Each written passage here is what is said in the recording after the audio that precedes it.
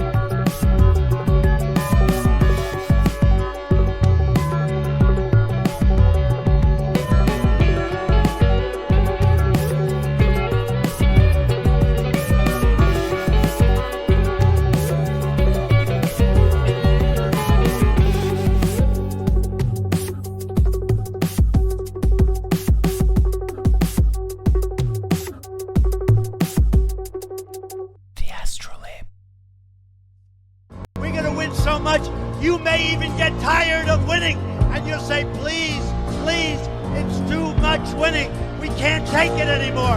Mr. President, it's too much. And I'll say, no, it isn't. We have to keep winning. We have to win more. We're going to win more. What's going on, everyone? Welcome to the Astrolabe. It was Thursday afternoon. Jeff Accordion with the $10 kick. That's what 1,000 kicks is $10. He says, tip your streamer. Thank you, sir. I appreciate you. Thank you for that. Thank you to Pale Morning Dude for the 100 kicks. And we got one of these here, too. Oh, wait. That one's going to have to go away first. And then it will come. It's coming. The white man is back, David! Baby. The white man is back. Recovering libertarians so sad about Tucker and Massey. So true. Thank you, David. Thank you for the $50. Recovering libertarian. We do welcome recovering libertarians here in the Labe chat. In the king-pilled universe, most of us are. That's where most of us came from. How are you guys doing? How are you guys doing today? I've got relatively few tabs. This is a thing that I noticed. Relatively few tabs. But we're going to start off today just diving straight into the debate. I told you guys 2 episodes ago that we were going to watch it, and then now we actually will. Kevin O'Leary and Tucker Carlson debating about data centers, AI, such things.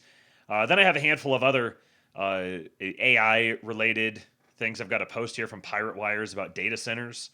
You may have heard the data centers are stealing your water.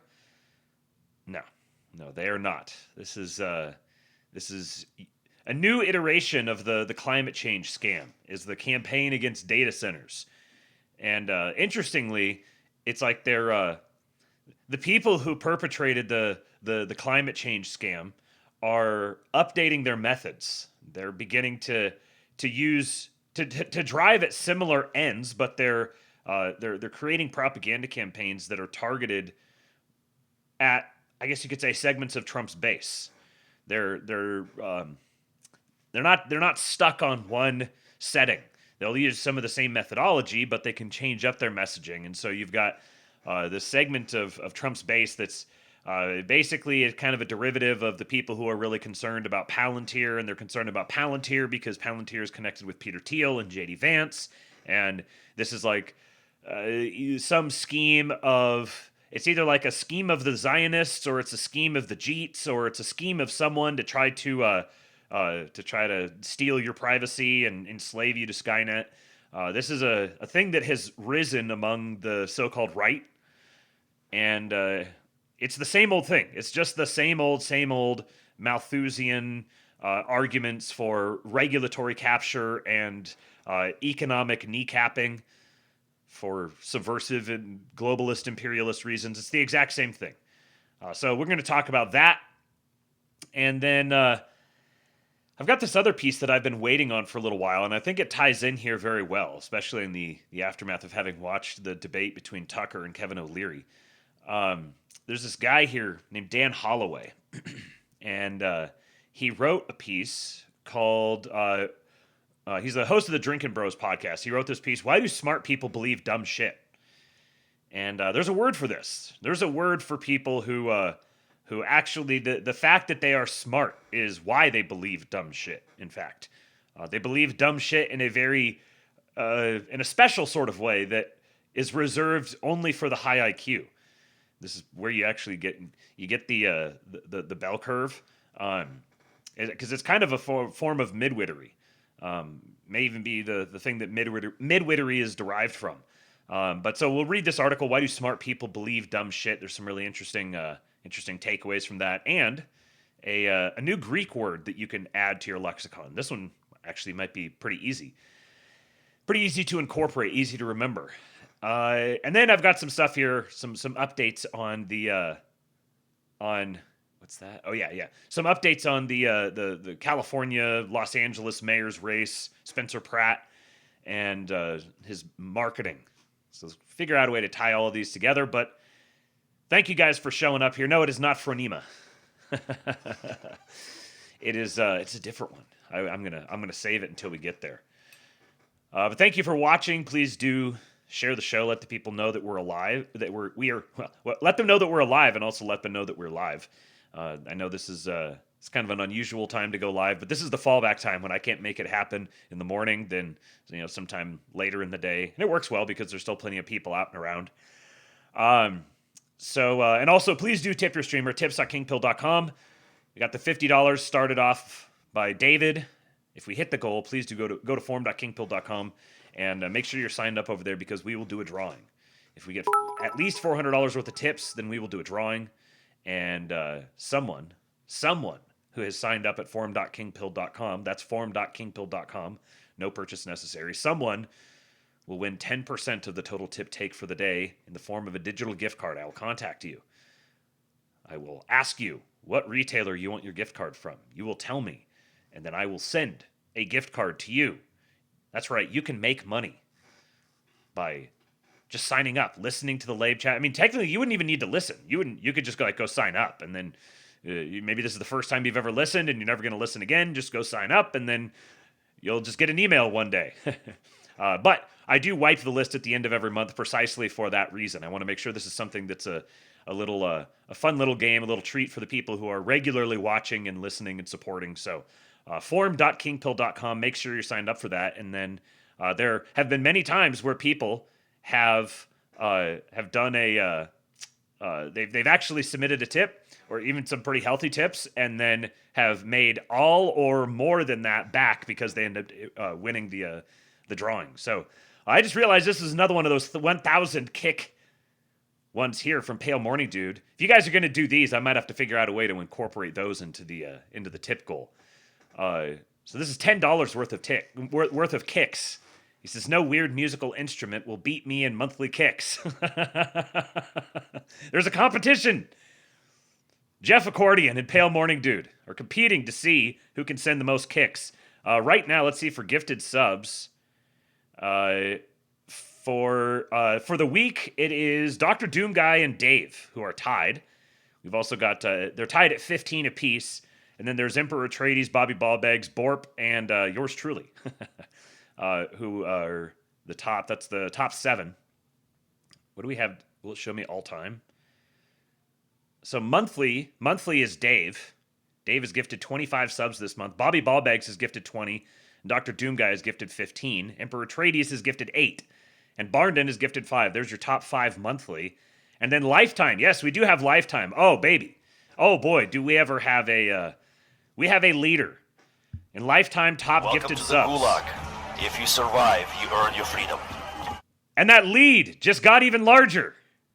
Thank you, Dave.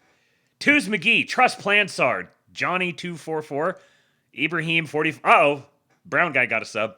And Baja Be Thy Blast. Thank you. Thank you, Dave. That takes Dave up to, where is it here? 294 lifetime gifted subs. Dave, you're one of our greatest patriots. You need to stay alive, buddy. Make sure you take care of yourself. Keep yourself around. Be homeless if you're not around. Bobby Ballbags is in second place with 170, and Dr. Doom Guy is in third place with 125.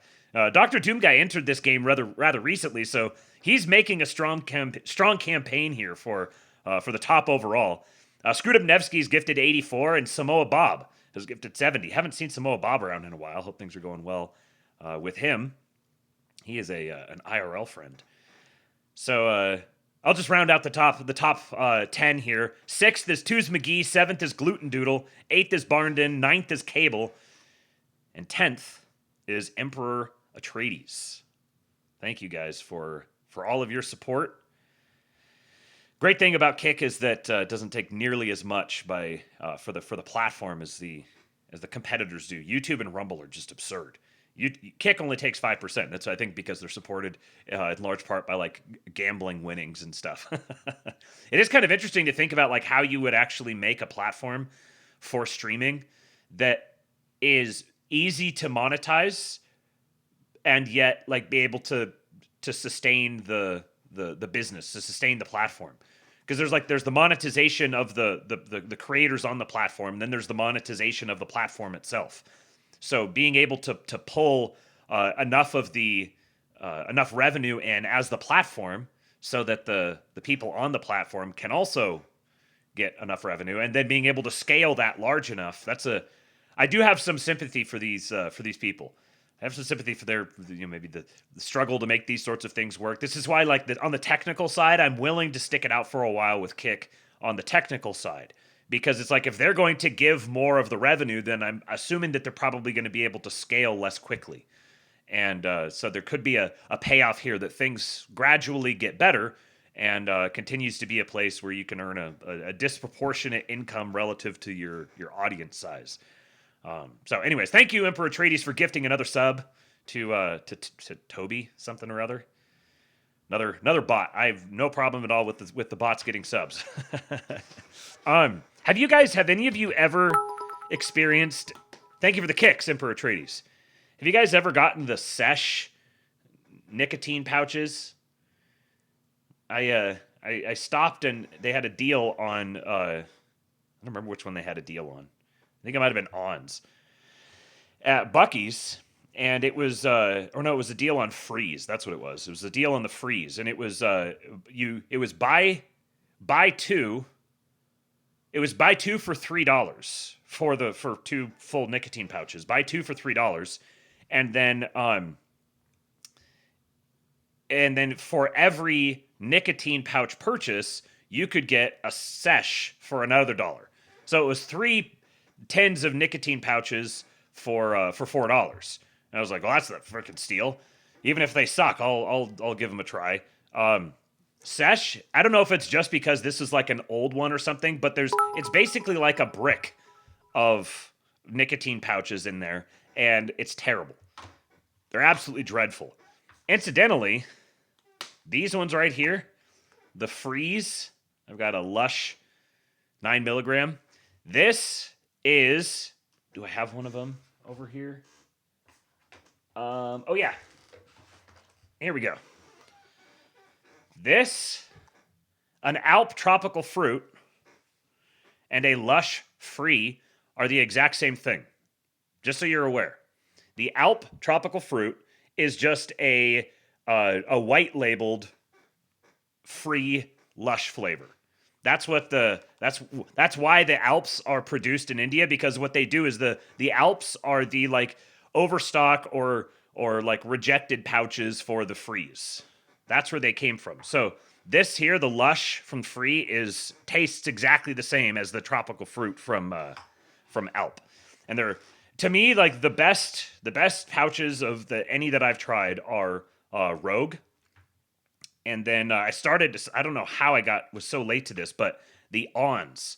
These are easily the best in terms of like the pouch construction. They're so soft and taste great.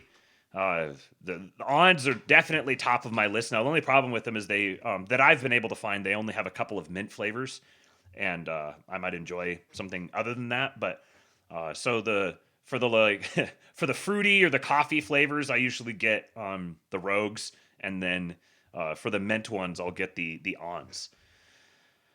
There's your lip pillow review for the day. No more Alp nicotine suppositories for me. Yeah. Have any of you guys that were using Alps, have you stopped? I'm curious to know. Jeff Accordion with 500 kicks. Suck my bellows. Oh, that's funny. All right, let's get started here. You know what? I didn't think that you could find an example. Like every race has their handful of, it's like, okay, they can stay. We'll keep them around. But there's one race in particular that I have been kind of like, yeah, no, you're not going to find one. Maybe we have actually found one. Come on. People are shocked to know that I don't use any soaps Not this guy. or shampoos. And they're asking me how I keep myself clean. This is how. The light. Hey man, we are never beating the allegations if this video goes around the internet! Wash your ass! Use some soap! Dove! Lux! Come on! Down! And I don't want any of those friendly fire gifts in the comment section too! God damn! Nasty ass motherfucker! Okay, so many people are shocked. The top comment on it is a black guy who says, I absolutely hear my people somewhere up in there. This is a phenomenon I'm starting to see more and more. The blackification of the Jeets. Like I saw an emergent meme is black guys with Indian women. Was not prepared for this. Did not anticipate this. Have no idea what this is going to mean. Yes, this is a real video. It's on Instagram. This is a wife jack submission. Thank you, Amy, for this. Oh man, the chat's flying now. Hold on. Okay, what do we got? We got Pale Morning Dude with 500 kicks. He says, all right, what do 4 of these look like up here? They're lining up the kicks along the top of the chat. Okay, regarding Alps, what did you guys say? I asked you a question, so I guess I should answer it. Logan says Alp blueberry lemonade tastes like candy. Ooh, I haven't tried the blueberry lemonade. That's one of the more creative flavors. It's kind of like, I don't know, like 5 general flavors that every single one of them is. And I mean, I'd just as soon just have the unflavored after a while. It's just because it's the same, cycling through the same flavors. So that's a creative one. I found with some of the fruity ones, like I enjoy fruity flavors, but I found with them that they tend to, I don't like the way they make my mouth feel. And they're too strong. The flavor is way too strong. And maybe those two things are connected. I don't know. But I still have them sometimes. Slutty Milk says I still have Alps to get through. M says not yet. I like the Alps. May switch to free. First Citizen can't get Alp in my state. That's weird that there's still states where you can't get them. Wit says still love my Alp 9 milligram wintergreens. Yeah, wintergreen is probably my all-time favorite of any flavor for things like that. Wintergreen is an all-timer. Wintergreen gum.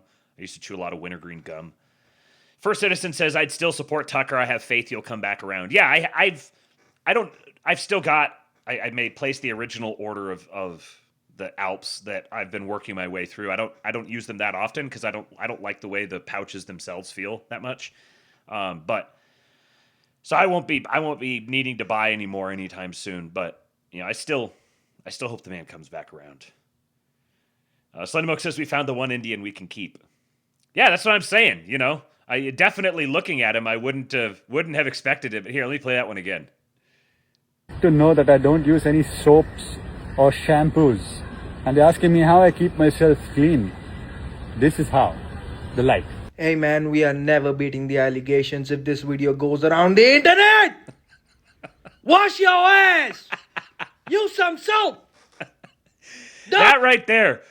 Wash your ass, use some soap, delivered like that that's I don't know what I'm going to need like a second soundboard here. Lux, come on! Down!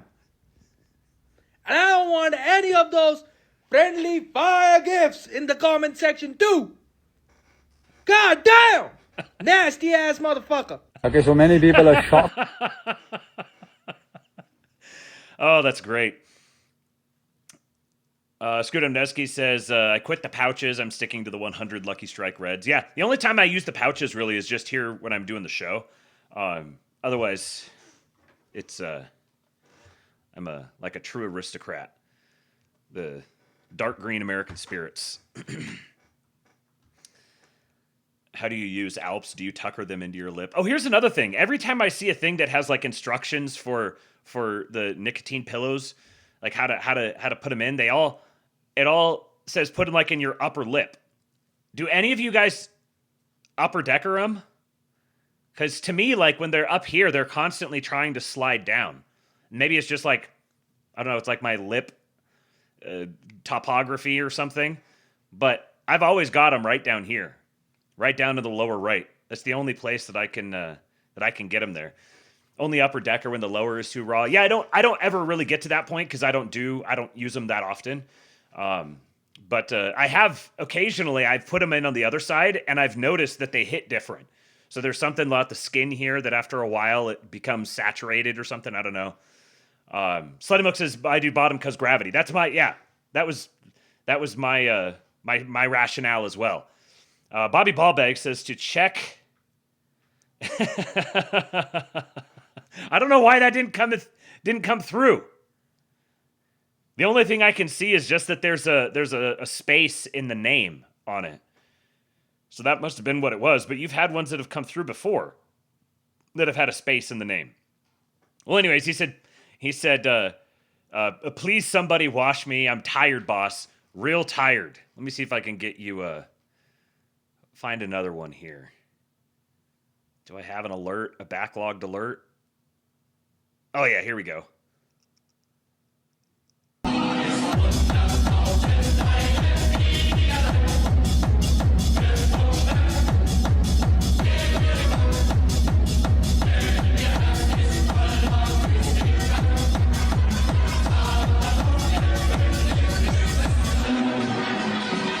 Milquetoast Massey needs his booty hole inspected and then aggressively tickled. I had to let the whole thing play again. I saw you guys were talking in here about votes. There's like they're trying to say that the election was stolen from him.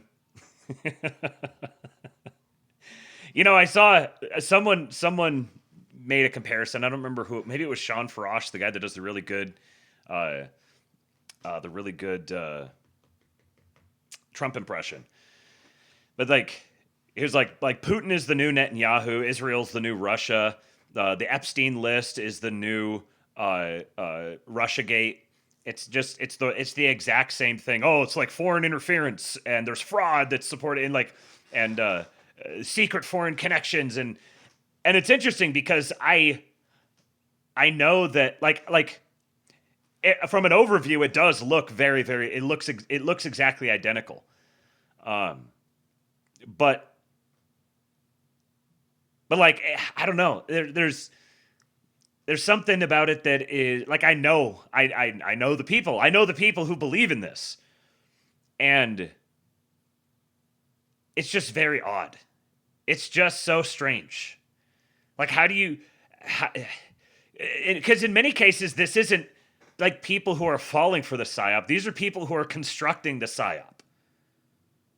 I know people who are I'm like much more closely connected to a lot of people who are actively engaged in constructing the psyop themselves.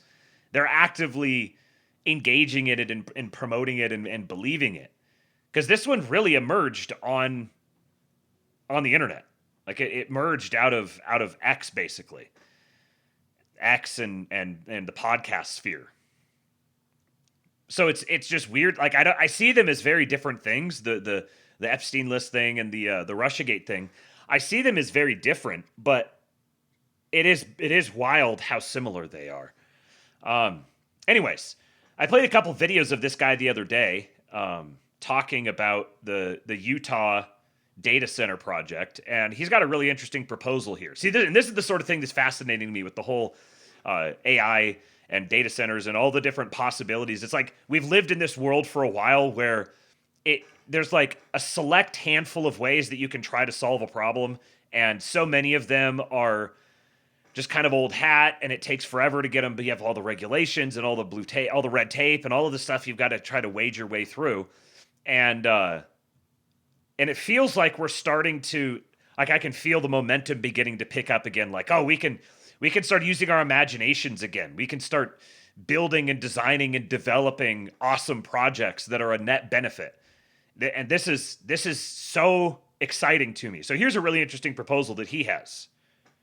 Mr. Wonderful's big Utah data center recently applied to transfer some water rights. There were over 3,800 protests to the application, and the protests are public, so we can look at them and read them. Like this one says, we have multiple wells in the adjacent valley and have concerns of it affecting our current wells that water cattle. Makes sense. The first thing I did was use Pangram AI detector to detect AI-generated text in the text of each letter. I found that of letters longer than 200 words, 24% were AI generated. Here's an example of a protest letter that's a little shorter than 200 words, but it still stood out to me as probably AI generated because it begins with, here's a concise protest paragraph you can use and adjust with your specific details. Oh, thanks. So that's kind of funny or kind of ironic, but I don't mean to imply that most of the letters, or even a substantial part of them, are AI generated. I only used Pangram on letters longer than 200 words, so we only have 97 detections of AI generated text out of 3,800 protest letters. Another thing I did was look at a word cloud or create. It's kind of funny how quickly we've gone from like using AI, like people, I remember it wasn't that long ago, people would just suggest for something, there's some sort of a initiative or whatever, and you need to call your congressman, or you can go write in for something, send an email here or whatever. And people would say, just use, if you don't know what to write, then just have Grok or ChatGPT or something, just spin you something up real quick and send it to him. And we've very quickly, it hasn't taken that long to go from that to the, like it's associated with slop, it's associated with fraud, it's associated with fakeness. It's not real. So like if you were going to do that, you would want to substantially change it so it doesn't have an AI accent.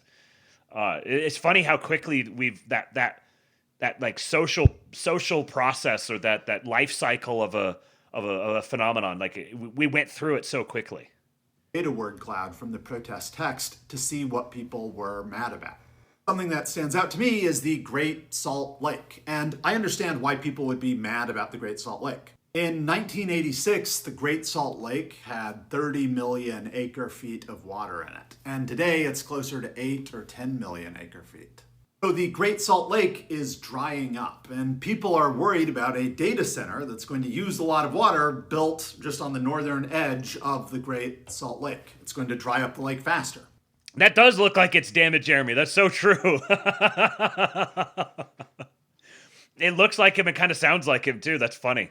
Now, I personally don't believe that's a huge concern because the plan for the data center says that they're going to repurpose water that's currently being used for agricultural irrigation that would mostly evaporate anyway. They're going to repurpose that water to cool the data center. Well, reading about this, I came across what seems like potentially a good compromise, which is floating solar panels. There's a company that makes these floating solar panels, and one thing they write about them is that they reduce evaporation losses. The Great Salt Lake loses 2 to 3 million acre-feet of water per year just through evaporation.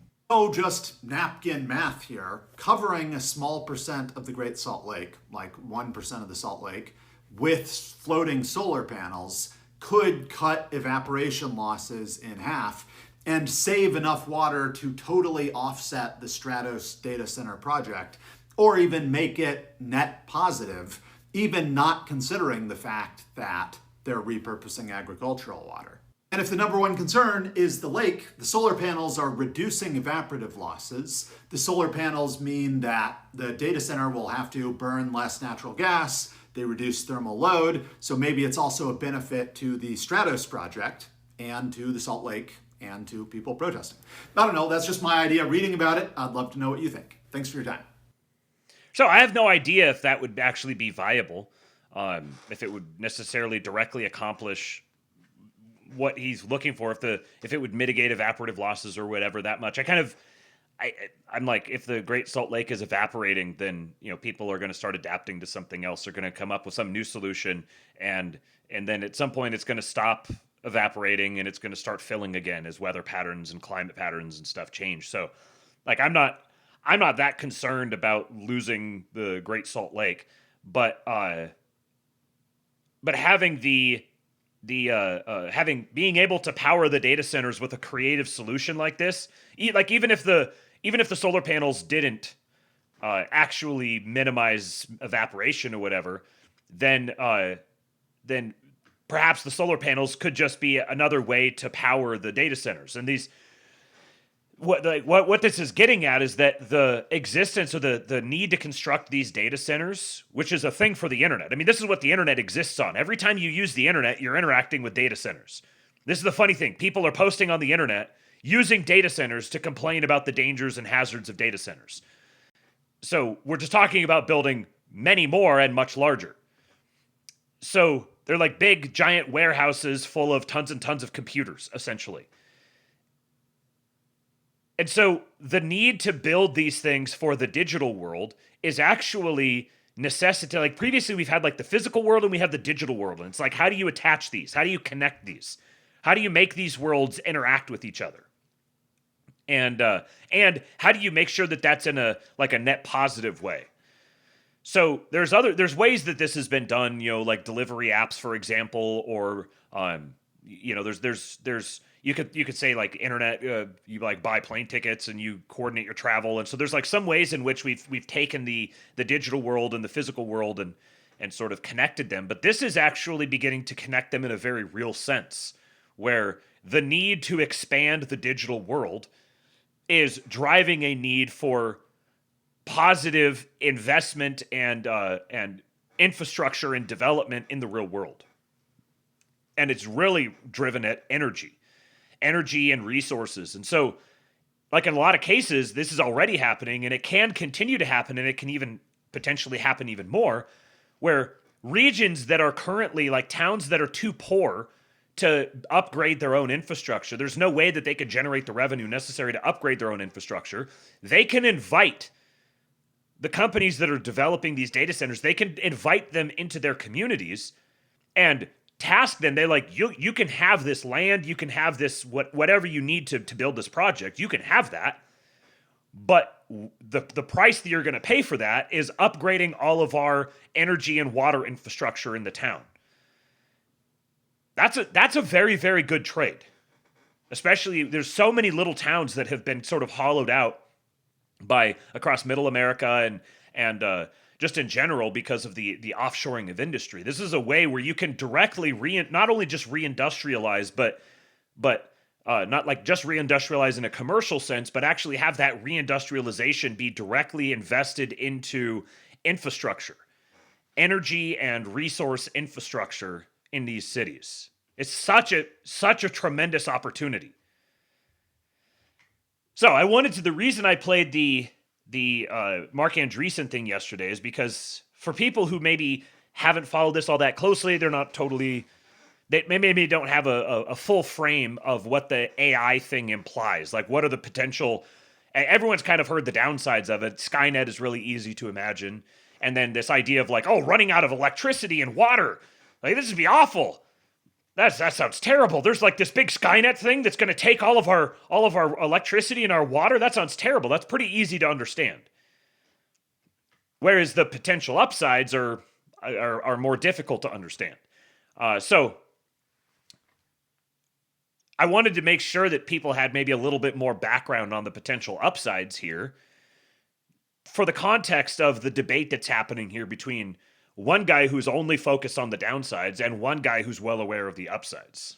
So, all that being said, let us now consume this debate between Tucker Carlson and Kevin O'Leary. I mean, it's labeled debate, but it's more just kind of like a hostile interview. Kevin O'Leary, thank you so much for doing this. How did you? I read. First, I just want to check the facts here, but I read that you are building the world's largest data center in Utah, 40,000 acres. How did you get into the data center business? How did this start? I've always been in real estate, and sort of came up in commercial real estate with climate control storage for pharmaceutical companies. Data center development is very complex, but very similar in some ways. It requires permitting. It requires dark fiber. There's only 5 tenants in the world. You know them all: Amazon, Google, etc., Microsoft.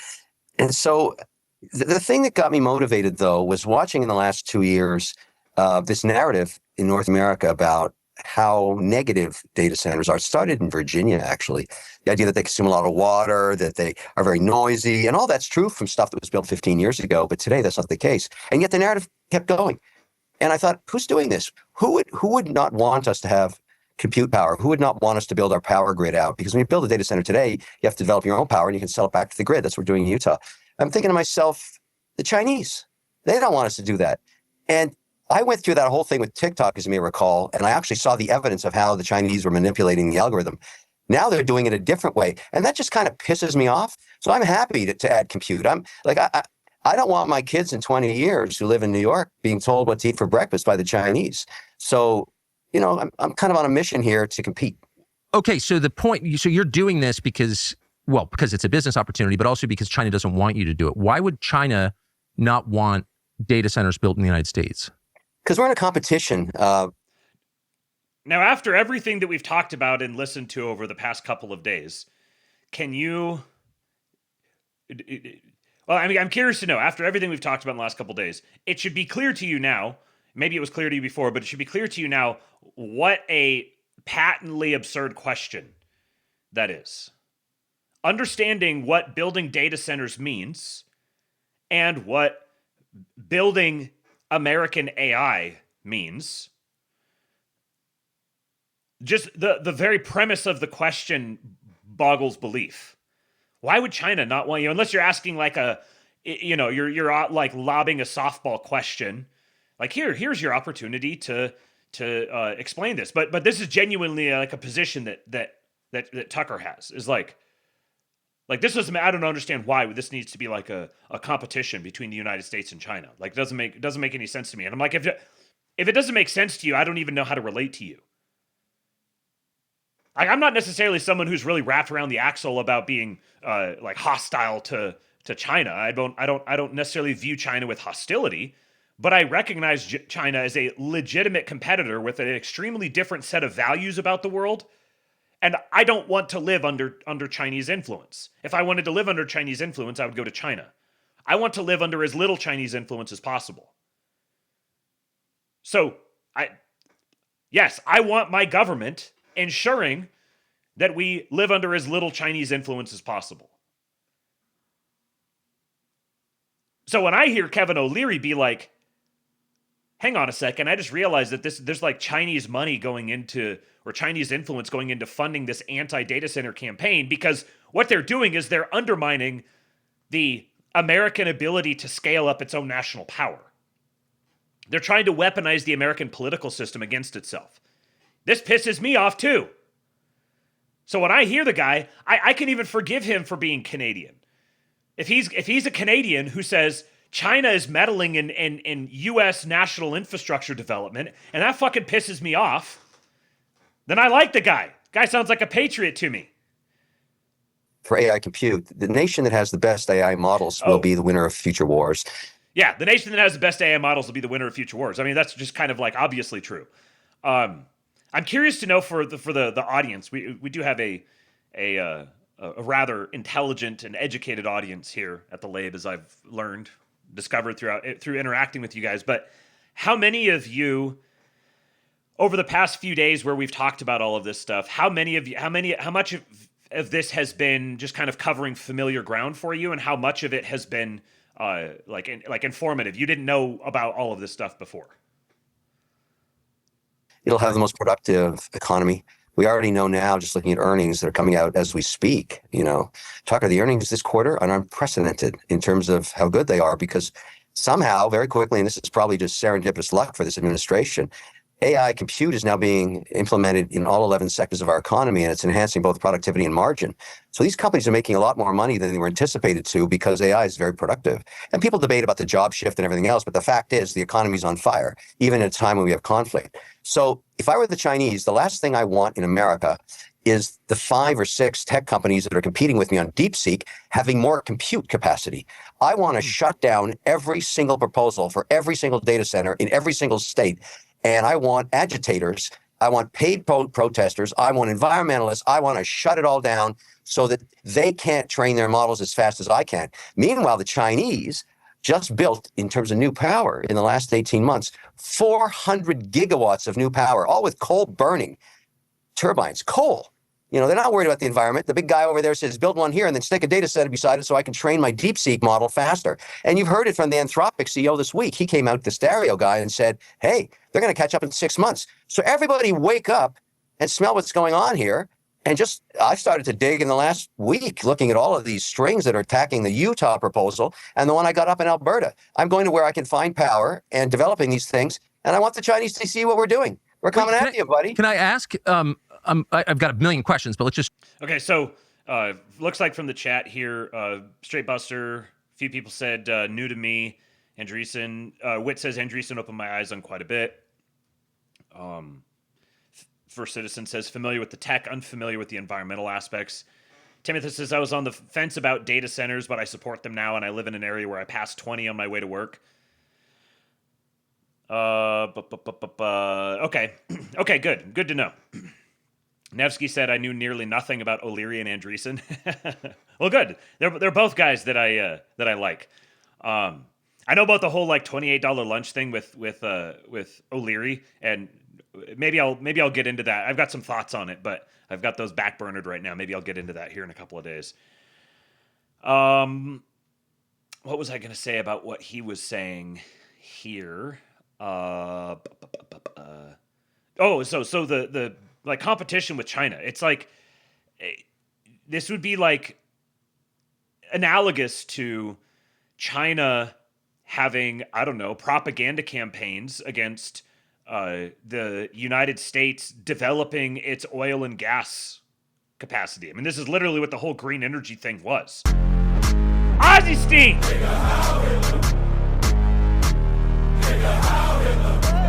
They don't understand the things I say on Twitter. You answer your earlier question. Yes, I've stopped buying Alps. And if you want to know why, keep watching this debate. I know exactly what you mean, sir. There you go. For you guys who have not seen this debate yet, that may give you a clue as to the direction that it's going. Thank you, Ozzy. So, like the whole green energy scam was essentially saying, no, you shouldn't be able to expand your own energy production capacity because expanding your energy production capacity has a direct follow-on effect of expanding your military capacity, expanding your economic productivity, and expanding the standard of living for people in your country. And that's going to make us look bad. So the people who were pushing the green energy scam, the whole climate change thing, this was done directly for the purposes of reducing the standard of living for Americans, pulling us closer to the rest of the world, and limiting our military capacity. Trying to put constraining like limits on our military capacity. And I don't care what your ideological inclinations are. I want the government that is responsible for protecting the sovereignty of the land that I live in to have the best military capacity in the world. Especially when it's directly, when we already do. I want to maintain that status. So, there's a straight line from data centers and AI to these very exact same things.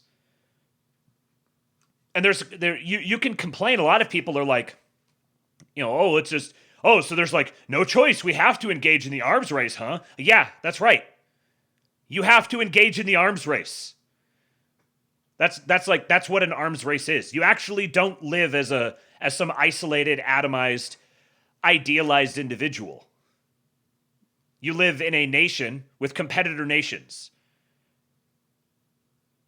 And this idea that if we retreat into our corner and we're just passive and acquiescent and just like engage in good faith with everyone around the world, then nobody will do any harm to us. Yeah, fucking bullshit. There are bad people out there. who are always going to take advantage of people who are just going to make themselves defenseless and retreat and isolate themselves. So, yes, if it's a military imperative to have fucking data centers, then we need to have fucking data centers. And the debate should not be about having data centers. The debate should be about the best ways to do data centers. But the Tucker and the people he's serving as a mouthpiece for are not, they're orienting the debate toward challenging the very notion of even engaging in AI development or anything that comes downstream of that. Start with the competition between the US and China on AI. If data centers are the key to AI, why has China built so few of them? Oh, no. So I think there are about 365 data centers in China, almost 4,000 in the United States. So yes. clearly they haven't prevented us from building data centers. What do you think that is? Okay, let me walk you through the math of the last, this is moving very, very quickly, but the data centers of even 24 months ago were 100 megawatt facilities. And they were useful for cloud storage, like your Excel files and all the rest of that. They were useful for just basic compute and storage of data. But then when these models started emerging, such as we have going with Anthropic or Gemini, and any of them, Grok, all of it, and all of the tools built on top of them, the amount of compute power geometrically grew, and it was no longer 100 megawatts. The minimum was 250 megawatts. Then 4 months later, the minimum was 500 megawatts. Yes. Wait, here it comes. And then 2 months after that, it was 1 gigawatt. Now, try and get a gigawatt out of the American grid or the Canadian grid or the Mexican grid. Not a chance in hell. We're tapped out. So the Chinese were building these 1 gigawatt facilities. So it doesn't matter about the number of facilities. It matters how many are gigawatt plus for training AI models, because you need a lot of compute for the modern day chip. And this technology is advancing very, very quickly. So it's the size of the large ones are the ones that they're beating us on, not the small 100 megawatts. Nobody cares about those anymore. You can't train anything on that. So we're competing now for campuses, 10,000 acres and more at a time. And that's where the Chinese are kicking our asses. So this is a question. The question that Tucker just asked him was a question that you could answer by literally, like, you wouldn't even have to go to an AI model. You could literally use Google. And you could type out his question. It's straightforward. You don't have to dig for this to understand the reason why China has relatively fewer, because China has been building the big ones. And because one of the things that China has had a leg up on us for a while is the fact that, well, it's a kind of a two-parter here. Number one, they've had much less influence of the environmentalist. The fact that they're separate from the West means that the whole environmentalism thing is not compelling to them whatsoever. They do not view nature and their relationship to it anywhere remotely close to the way that people in the West do. And I prefer the West, but I also recognize that with something like this, being having an ideological inhibition like that can put you at a disadvantage versus an adversary that does not have that ideological inhibition. But another thing that China has had is they don't have a fear of authoritarianism or they don't have any qualms about the government and industry working directly hand in hand with each other. And in fact, the government piling as much capital into industry and development, just wildly way overproducing things because they're building up their productive capacity. Whereas in the West, it's impossible to build anything. This is part of why the founders, when they established the American system, they said that this system is only going to work for a people of good character, of an upstanding citizenry. Because you have to recognize some of the inherent limitations in a more democratic or a representative system, a system that actually recognizes an individual and the rights of an individual. This creates a decentralizing effect that can actually be an inhibition in productivity. So you need to have people who understand how to balance that. You need to have intelligent, invested, productive, upstanding citizens. So what's happening is that being in connect, like through the internet, ironically, being more and more aware of the West and traveling in and around the West has begun to sort of change some of the preferences and incentives for Chinese people. So they're more and more opposed to and willing to act against this notion of the marriage between government and industry there. And this actually is a boon to the West, to the United States with respect to China, because it's like, yeah, we would much rather you, instead of wildly overproducing everything and flooding the market with shit, we want your people to become more consumptive. We want your people to consume more domestically, so you're not flooding the foreign markets. So we're going to put a gun to your head and say, make your people consume more of what they produce, which is going to have the downstream effect of elevating their standards of living, actually beginning to create more of a Chinese middle class. While at the same time, here in the US, we need to mimic components of their model, like the direct connection between government and industry, driving production as hard and fast as possible, without all of the same regulatory barriers. But we don't want to turn into China, and China doesn't want to turn into the US. But what's happening here is that they're beginning to move toward each other more. So the United States is going to produce more, China is going to consume more, and correspondingly, it's going to have to be less as well. So you said you will go wherever the energy is, but I thought you're bringing your own energy to the project. Can you explain how you're going to power this? Sure, that's a good question. You can't tap in, and you tap into somebody's grid. Let's take a place like Texas or in Mississippi or Utah, for that matter, where I am. The electrical bills in that county are going to go up 30%. And that's what pissed off so many people in Virginia. They went out of their minds as the electrical bills kept going up. So you can't do that. You have to bring your own power. So the way you do that is you find low-cost stranded natural gas. You acquire the new technology, turbines that burn very, very clean, require a lot less water, because that's a big debate too. And in some cases, no water. They're air-cooled. And you build those turbines first. So basically, the data center game is about power. Now, here's another reason the Chinese would not want, forget about data centers. Let's just say we're building new gas turbines that make electricity. The Chinese don't want you to do that either, because they know that that's how you're going to solve the grid problem. You know, the people in Utah are telling me, look, is there any way when you build these power facilities for the data centers, you could sell back some of that power to our local grid? And the answer is yes. So now, instead of being the evil data center guys, we can be the guys that are actually powering the Utah grid, which, by the way, taps into the national grid. So we want to build as many of these power generators before we build any data centers. But where does the gas come from? So, and that's something that, like, it's a very real possibility that they can promise this as an upside, but then never deliver on it. So it's incumbent then on the local cities and counties and the local governments and the people who populate them, and the people who can communicate with the people who populate them.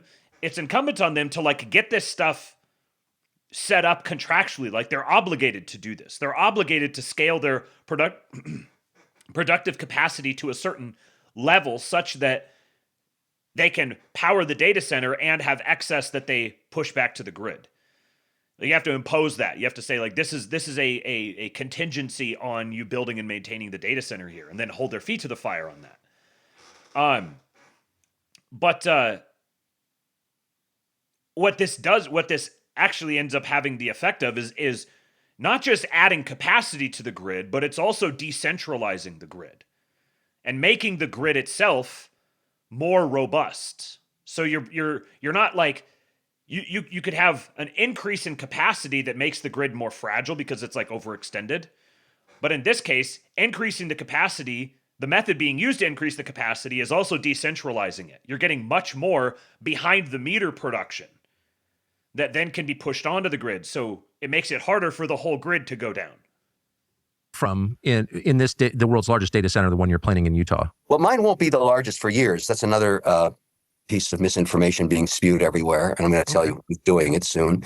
We're going to build 1.5 gigawatts first, so a fraction of the 9 gig proposed, and make sure everything works. And the people there in Box Elder County can come and inspect it and see the air quality EPA standards we're going to hold up to, the water rights permits that we're going to maintain and be compliant with, the noise, EPA requirements that we have to be compliant with, the air quality we have to be compliant with. Get the first one up, a small fraction of it, and show everybody how it works.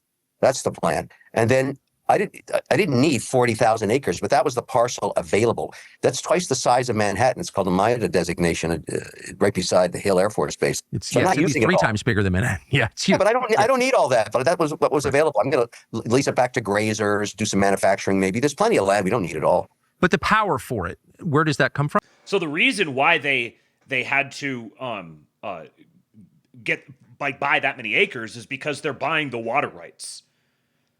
That was the component of it, is buying those water rights and being able to access and have and control those water rights. So it led to, okay, a 40,000, but the actual facility itself is going to be is a tiny fraction of that. It's much, much smaller. Now, of course, they can build and expand into that, and I'm sure that's part of the plan. But like you said, then they can either lease it out for manufacturing stuff in this place or that place, or lease it out to grazers or whomever. And like all of these things are all like these are all things for the people in those local communities to stay on and make sure that this happens.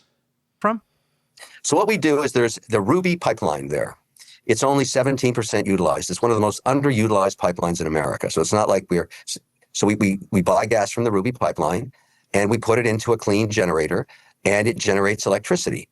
And we tie that back to the grid if they want it, or we power a data center. That's the idea. So we have to build the power first. And the power itself, I think we have a big challenge in every state.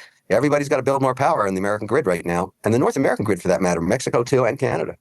So the older you get, you realize how fast everything can change. One day everything is fine, it's great, and the next day things are not great at all. That's just the nature of it. So this is another component to this, is that this is already beginning, and it's only going to accelerate even further, is oil pipelines. With these data centers going in, they need all of this energy, so they're going to have a huge investment or a huge incentive to invest in upgrading all different sorts of energy sources. Nuclear, solar, and then oil pipelines. So you're going to see more and bigger and better and extended oil pipelines as a consequence of all of this. /Tucker. Obviously, application times may vary, as may rates, but it's pretty darn easy. I mean, I think that's absolutely right. But to just be clear, this project is totally energy independent. It takes electricity from nobody else. It creates 100% of its own power. Yes, that's 100% correct. And that was always the proposal. And that is in the contract that we actually developed and got unanimously passed. Think about that. By the 3 commissioners in Box Elder, where this is the benefit. It's to the benefit of the Box Elder. 66,000 people there. They're going to get a lot of tax revenue, a lot of jobs, 10,000. 100% energy independent, and it's contractually locked in that way, that it has to be 100% energy independent. Like you're getting a development project where the developers are required to bring all of their own energy to bear. Construction jobs, 2,000 maintenance jobs just for the first 1.5 gigawatts. So there's a lot of economic upside. But I must tell you, and this is the first time this has happened to me, I have a pretty big team, as I'm sure you do, on social media. I'm managing a network of 12 million plus followers on different platforms, on all of them. And so about 4 hours after the vote was unanimously passed on, it was a Monday night at around 6:05 Utah time. I got a phone call from one of the people that watches our network, looks for abnormalities. And he said, there's something going on here, something very unusual on Instagram and on Twitter, which is now X. And I said, what do you mean? He said, the spiking of a bunch of IP addresses that we don't know. And it's spewing out a tremendous amount of information. I said, okay, guys, let's get our team on, because I'm very fortunate. I have a bunch of very good data scientists, investigative data scientists, if you want to call them that. Probably one of the best teams privately outside of the government in the Department of Defense. My team's pretty good. You can make the assumption they once worked in these agencies. All right, let me give you some names here, Tucker. Party for Socialism and Liberation apparently shares offices with the CPP all over my social media. Okay, wait, let me just stop you there. So if you're saying that you're being criticized by agents of a foreign government, let me just add my empathy, in fact, having been the subject of that, quite a bit over many years. I'm well aware. Right. I'm well aware. But this, okay. But that doesn't, yeah, you make the case the Chinese don't like it. If you're that concerned about the Chinese, what percentage of the materials in the data center come from China? Less and less all the time. That's one of the things the administration is trying to do. The turbines are European made or American made. The pipelines are obviously American made. The chips are certainly American made. The actual build out of the facility is mostly American made. I don't think there's a whole lot of, we're not mining Bitcoin here. So right. No, I mean, I think I read it. Skripnevsky says, Tucky loves China now. Well, he just recently said very clearly that the United States needs to accept that China is now going to be an equal power and that we're just going to have to get along with them. So take that for what it's worth. It's about 40 or 41%. So it's, I mean, China is benefiting from, most purchases that most of us make because it's the world's largest manufacturer, and that would also include the construction of data centers. But my point is, I'm sure there are lots of people trying to influence this outcome to their own benefit, and that would include foreign countries, maybe even China. But it doesn't change the facts about the project. So I just want to make sure I have these clear. Would you be paying market rate for the gas? Yes, I don't have a choice on that. Right. I have to negotiate a gas deal, a pretty well paying market rate for everything. There's a competition between states for these jobs. I know there's a lot of bad press. I wanted to just finish with the list because I don't think, Tucker, you get the enormity of what's going on here. I do. I do get the enormity. Well, and no, I have no doubt that, I mean, well, I want to mention two that are cells inside of Utah, which really stunned me. This I'd never seen before. Alliance for a Better Utah. Elevate strategies, taking the content from the CPP, repurposing it, and jamming it down the throats of people in Utah on my social media feed and lots of other feeds. I have no doubt that's true, but I'm asking questions that I think are relevant to the country. I'm not an agent of the Chinese. I'm not a socialist. So I just want to know, where's the water coming from? Because water, as you know, is one of the most contested resources in the West. No, that's right. That's right. When you buy land in Utah, there are water rights that were granted that land sometimes over 100 years ago. You have to apply for a permit, a usage permit for that water. So if it was once used for one purpose and you want to change the purpose to industrial, let's say in the case of a data center or power generation, you have to apply for the permit. Usually what happens, if it was grazing and it was 100% you could use, they may change that and knock it down by 40% to 60%. But there's water already on that property, already being used right now. We're just repurposing that water for a different purpose. It's not like we're going to draw water from somewhere else. We couldn't use the land if it had no water. We couldn't even have a toilet in the men's room if we didn't have any water. So would you be using more water than, say, a sugar beet farmer would? No, actually, probably not. It depends. Tucker, the way it works is, let's say your prime tenant is Google. They come along and they say, okay, we want to be the tenant for the Utah site. But we have a whole bunch of requirements. These are all questions that, you can tell that Tucker saw some trending stuff and read some libs pulling their hair out about this and, didn't bother informing himself on any of these things. Because these are all, anybody who's spent any time at all looking into this has immediately recognized, okay, there's 3 or 4 major talking points that are all based on misinformation, and it takes you 5 minutes to suss that out and realize, okay, these are like political slogans that are being chanted that are actually don't really have any bearing on anything. Oh, a big number. Well, what does the big number mean? It's big. Okay.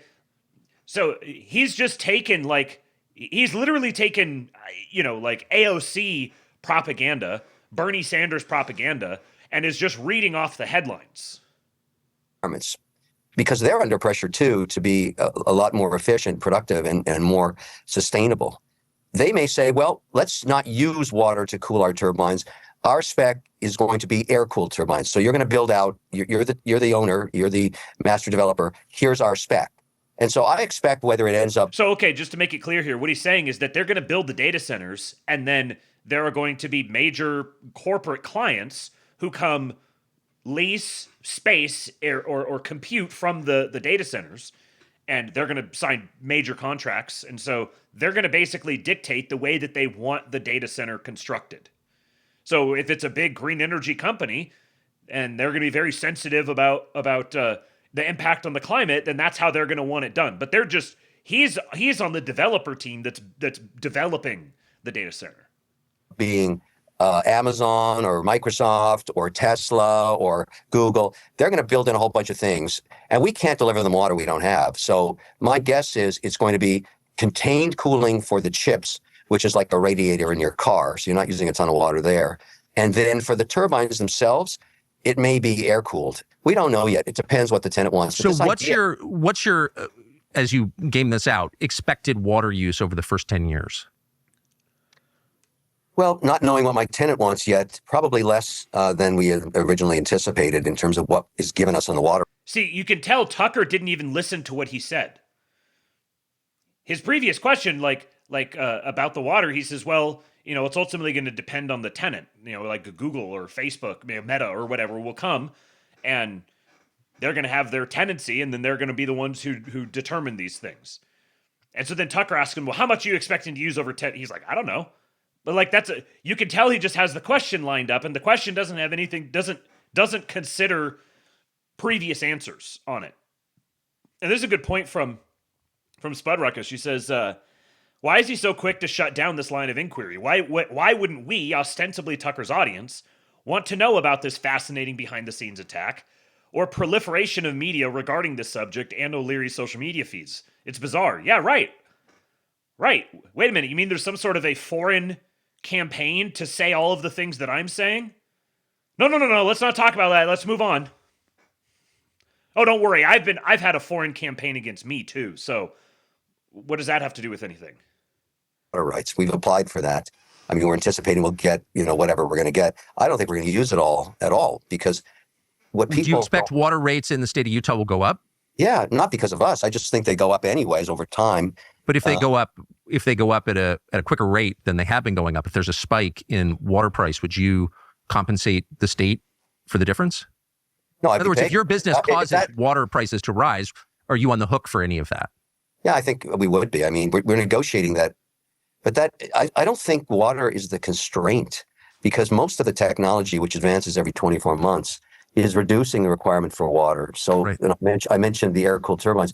Those just came on the scene 18 months ago. So, and then there's another component to this, which is that, so what? So what if it raises water rates? What's the trade-off? What's the trade-off if it raises water rates? This is like an implicit appeal to the status quo, that everything's going to be exactly as it is. It's not going to change. There's not going to be any change in standards of living. There's not going to be any new technological development. We're just like locked into the eternal return.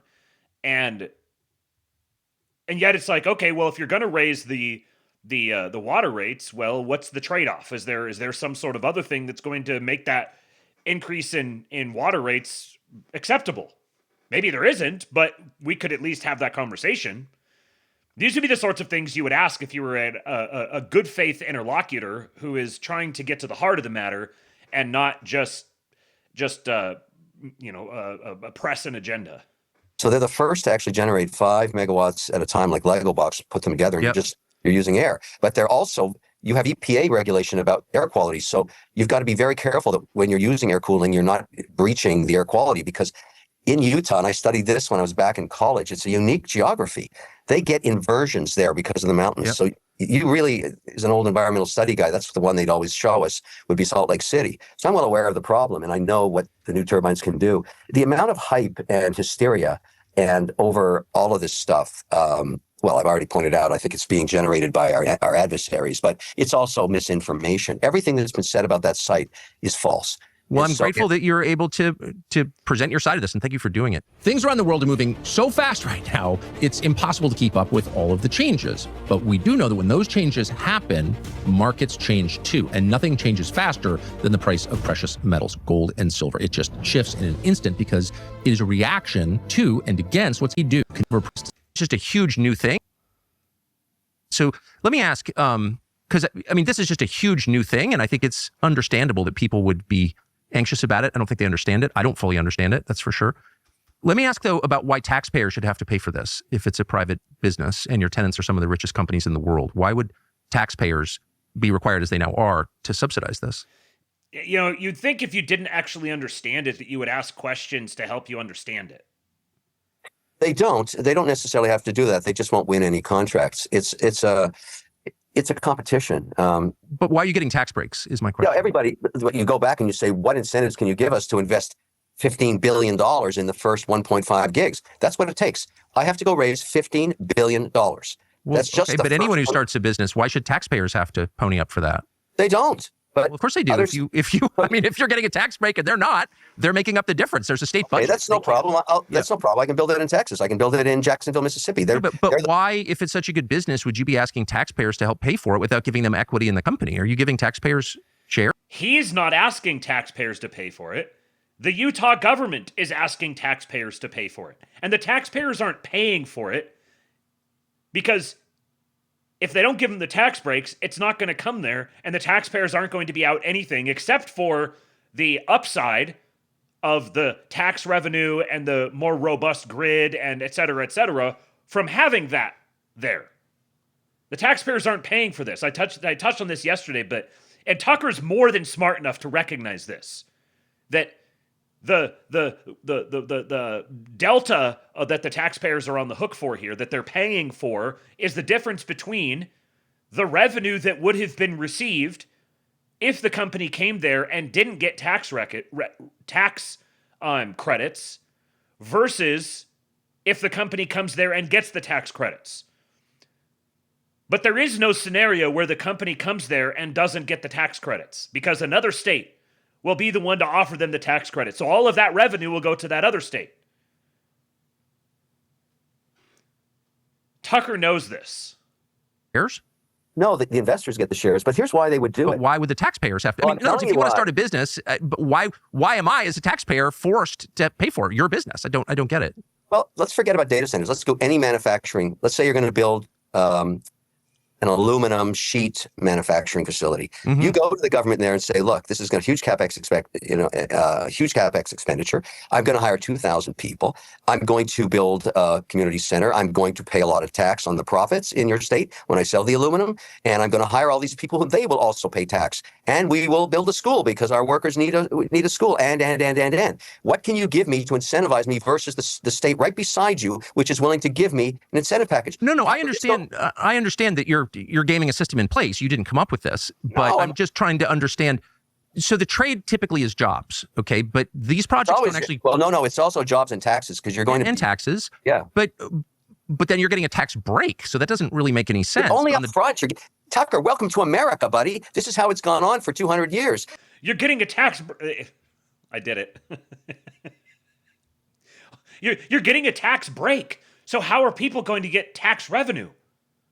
Because the break is like, instead of it being $10 million a year in revenue, it'll be $8 million a year in revenue versus the status quo, which is $0 million a year in revenue.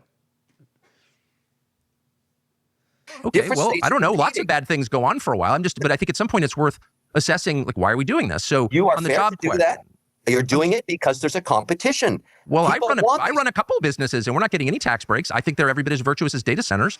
But I'm not availing myself of that, and no one's offered. And I wouldn't take it anyway, because it's not the job of taxpayers to subsidize a private business. It's a fair comment, but my job is to create a data center, create 2,000 jobs for long term. What's really slimy about this is that genuinely a lot of people don't reason through this, either because they haven't been involved in like development stuff like this, or they don't go like question their priors or like go try to figure out what the answer is. So most people just hear this as the state is taking it. The state is adding a budget expense that is give money to the data centers. And so taxpayers are now going to be on the hook for giving money to the data centers. That's how he's intentionally framing it up that way. And that's how a lot of people are going to take it. Term 10,000 manufacturing at the beginning or construction. And I'm obviously looking at multiple sites, and this won't be the last one I build. May I ask, 2,000 jobs? Okay, so relative to the physical size of the project, which, as you noted, is multiple times the size of Manhattan, and the power draw at peak. The physical size is, and the majority of that larger than Manhattan is going to be pasture land. He's just going to own the land, but the majority of it is going to be pasture. This data center. So who gives a shit how big it is? projections will consume about as much energy as New York City does. But New York City provides almost 5 million jobs. And this project, by your own description, would provide about 2,000 jobs. I don't see the trade here. You definitely got that calculation wrong. And the whole premise of this is flawed. Because that's 2,000 jobs that weren't there before. That's 2,000 jobs compared to no jobs. Building a data center that trains AI, that provides productivity to the entire nation, we create millions of jobs, high-paying jobs. So AI is going to create jobs? Yes. I thought it was going to eliminate jobs, net. Just think about the new technologies we don't even know yet that are going to be... This is where it starts. This is where... You guys thought it was bad so far. Studybook says data centers has now been, quote, data centers has now been infused with the same kind of magical energy as the words Epstein and similar. Bingo. That is a banger, sir. Built off AI. Everybody thinks when television came, everybody would lose their job in radio. That was complete BS. And the same thing is going to happen here. Everybody's hysteria about losing jobs, making hamburgers or flipping them, being replaced by a robot. That's probably true. But all kinds of new technology will become available over time, including in medical science and biology and all kinds of things where the models can be used. I'm extremely optimistic. What I'm doing is creating a whole new opportunity for my children. What kinds of jobs? Well, I mean, again, some of this, of course, is unknowable, and I want to be as fair as I can be because I'm grateful that you're willing to talk about it so openly. But you just said this will create AI will create millions of new jobs. You're part of the basis of AI. You can't have AI without data centers, at least right now. So what are those millions of jobs? Because we can go through the list that the creators, the people who actually are making AI right now, developing it, we can go through a list of jobs they say it's going to eliminate, which would be like lawyers and financial planners and like the basis of upper middle class America. That's going away. They've said this. What will it be replaced by? It'll be replaced by new science opportunities, new exploration into space, new manufacturing for robotics, for defense as well. Wars in the future probably aren't going to be fought with people getting shot in the flesh. It'll be one set of robots against another. I think the drone technology will advance the manufacturing of surveillance, all that stuff against our enemies, which notably is basically China. So if you think about how you debate the data center, I think it's fair to do that, what you're doing. But I would be very concerned if I were living in Taiwan that one day my electricity just goes out and I get invaded by basically robotics and high precision ordnance. And that's what China wants, and they want to get there first. Now, if we don't get there first, if we don't develop something better than their AI, and our ability to be predictive on where these conflicts are going to happen, I think we'll be in a bad place in 20 years. And so, okay, but I think it's very revealing that I asked you about jobs in the United States, and you went immediately to defending Taiwan in the. Well, we manufacture the equipment here, Tucker. That's where it's made. But I'm okay. Well, actually, a lot of this. I mean, I think O'Leary is more. O'Leary's definitely more China hawkish than I am, and I think that the China Taiwan thing is very rapidly becoming a non-issue, and actually, Taiwan is probably going to be kind of quietly just reintegrated into quietly. By quietly, I mean it's not going to be a military action. It's just going to be reintegrated into China over the next decade or two. But clearly, what he's implying here is he's saying, as an example of what it would be like to not have this capacity, suddenly the lights go out and you're invaded by an army of robots. Like Tucker just glosses over the notion that wars are going to be fought between robots and much, much less between people actually in the flesh, because this is a very real possibility. But he just glosses over that because he's just driving a narrative here. This has been in China, as I know you know. So but that's my whole point. I don't want to do that anymore. Okay. I want to start making it here. I want to do advanced robotics. I totally agree. But the promise of AI and robotics is that the robots will make the products of the future. So how exactly does that result in American jobs? If you're in the more camp specifically, what are those? What are you talking about? Every job is replaced by a machine. I don't buy that. I just don't agree with you because it's never happened. I'm not saying I don't want that to happen. Trust me. I'm really worried about it, almost panicked. But I'm trying to feel better. Okay, then please make me feel better. Where are these millions of new jobs? What specifically are you talking about? Well, every time technology advances, it creates new opportunities that were not foreseen prior because you don't know the direction of new tech. Think about if you and I, because we were actually around in the late 80s contemplating what new jobs would be created by the internet. And look at what's happened. It's created millions of jobs and advanced all kinds of technologies and change the way we live to the better. And I would say to you, the same angst we had, the same narrative that was going on in 1992 about how the internet is going to wipe out the economy and it's a bad thing and it's dangerous. Of course, people loathe change. That's the nature of how it is. Do you think that the United States is a happier country than it was in 1992? What? Define happy. What does that mean? I don't know. How about the suicide rate or the addiction rate or the life expectancy? Those are all. Yes. Hey, Tucker, when are you getting off the internet? When are you going to forego the rest of your career and not use the internet at all because people are sadder now than they were in 1992? Wait, no, you're just going to keep having a multi-million-dollar brand populated exclusively through the internet? I mean, look, there's lots of social issues, and there always has been. I would remind you, though. But they've gotten worse at exactly the period in history that the internet was formed and then seemed to infuse every part of our lives. So if you were worried about the effect of the internet in 1992 on America, looking back from the vantage of 2026, you could say, yeah, I had good reason to be worried. Couldn't you? Or am I imagining that? You could say that it would have some effect on society, but let me remind you something, and I'm probably the right guy to make this comment because I spend a lot of time all around the world, investing all around the world. I don't care where you go, and I feel this way, and I've really learned this over the last 20 years. What is the number one export of America? It's not energy, and it's not technology. It's incredible to me how comprehensively O'Leary just steamrolled Tucker throughout all of this and did it extraordinarily congenially and pleasantly. The patience of an absolute saint in what is very obviously a disingenuous, hostile interview. I'm all around the world, investing all around the world. I don't care where you go, and I feel this way, and I've really learned this over the last 20 years. What is the number one export of America? It's not energy, and it's not technology. It's actually the American dream. For all its faults that America has, everybody I meet in every country, pretty well every single one, would like to figure out how they can get to America, start a business, and be part of the American dream. And I go to some pretty gnarly places where people are willing to risk their lives to go under a river with barbed wire to get in here. So until that changes, which I don't see ever happening, my only concern is China.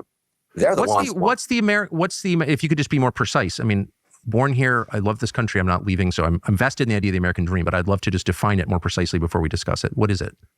Okay, let's make it really basic. Let's go to Shark Tank. Those people that trot out in front of me and have done for almost 20 years with an idea to solve someone's problem that they'll get paid for. And 80% fail, but 20% make it. And it creates personal freedom for them because it was just an idea.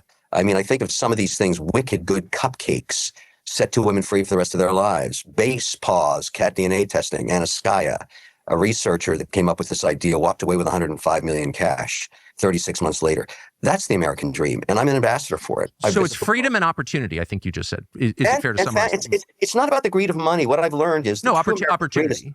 It's opportunity. And I see it over and over again, and I'm an ambassador for it all around the world because of the fact that somehow magically this show, and you understand television better than anybody, this thing is on in 54 countries around the world. I can go anywhere and call up the leadership of any place and have a meeting with them because I'm just an ambassador of the American dream. That's pretty interesting. Well, it's a great thing.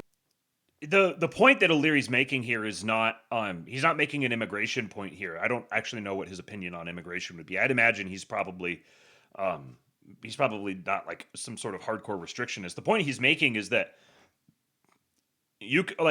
Tucker's making this point about internet and everyone's sad in America now, and he's saying actually compared to everywhere else in the world, we have something special here in America that makes everybody want to benefit from America.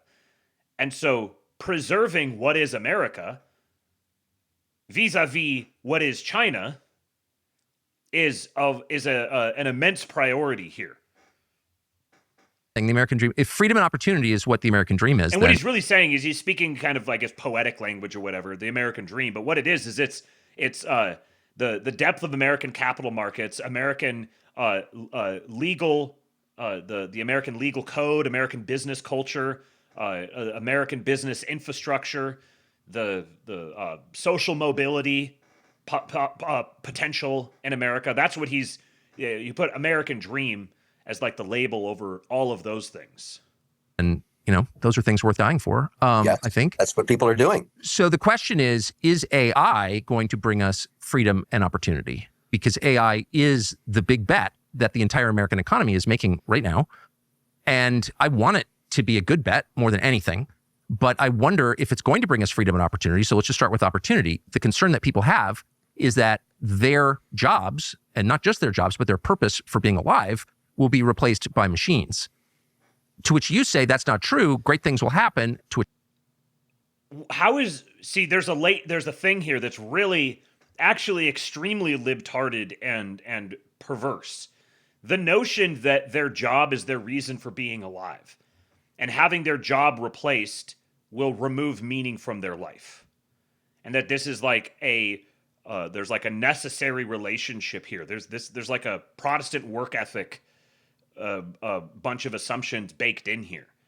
And of course, he already asked this question, and O'Leary went through and rattled off a bunch of new industries that are going to come into existence or expand because of AI, whether directly because of AI or because of what AI will enable. But he glossed over that and went back to China. Which I said, okay, what are those great things? To which you talked about Shark Tank. So I just want to be a little more specific about what the upside of AI is, because then everyone will calm down and feel happy about your data center. What is the upside? Well, let's start in medicine. Let's use specific cases everybody can understand. I was in Miami 2 weeks ago and went for a full body scan, the price of which has dropped 80% in the last 3 years. So in an hour and a half, this machine went right through my body. 2 years ago, it would have taken 3 weeks to get the results, looking for cysts on your liver or whatever it is. With AI, with the agent they had there right at the scan facility, 18 minutes later, it delivered me a report, told me I had an infection in my sinus, that I had a cyst on my kidney that hasn't grown since the last body scan 4 years ago. That was stunning and remarkable. Yeah, it's great. It is great. So that's one use case of something very, very important. And that's just medicine. And so if you think about all the things that this can do, including the arts and in music and film and everything, I think the use cases are going to be created by humans who find ways to use the tool. I view it, and maybe you don't agree, as simply a tool. Another example, because it's great to tell people just examples. I've been a photographer my whole life, including a period when I was a professional commercial photographer and a cinematographer for the networks. I've amassed 590,000 images during my career, half of which are on film, not shot with a phone, where you get all the data on it and it knows where it was shot, when it was shot, and everything else, which is easy to index and look for. So call it 250,000 negatives. How could I possibly catalog that as a human? I couldn't. I don't have enough time left before I'm dead. So I used AI last week with a tool to actually, after scanning all the images, to go look at them for 2 weeks. And now I'm able to just go to this computer and say, find a picture of my wife the day I met her in the gym. Boom. There it is. Now, it's amazing. No, you're kind of making my point, though, because the two examples you gave are examples of a machine replacing human labor and doing a better job than any person could do. Oh, Tucker, that's horrible. Which is great.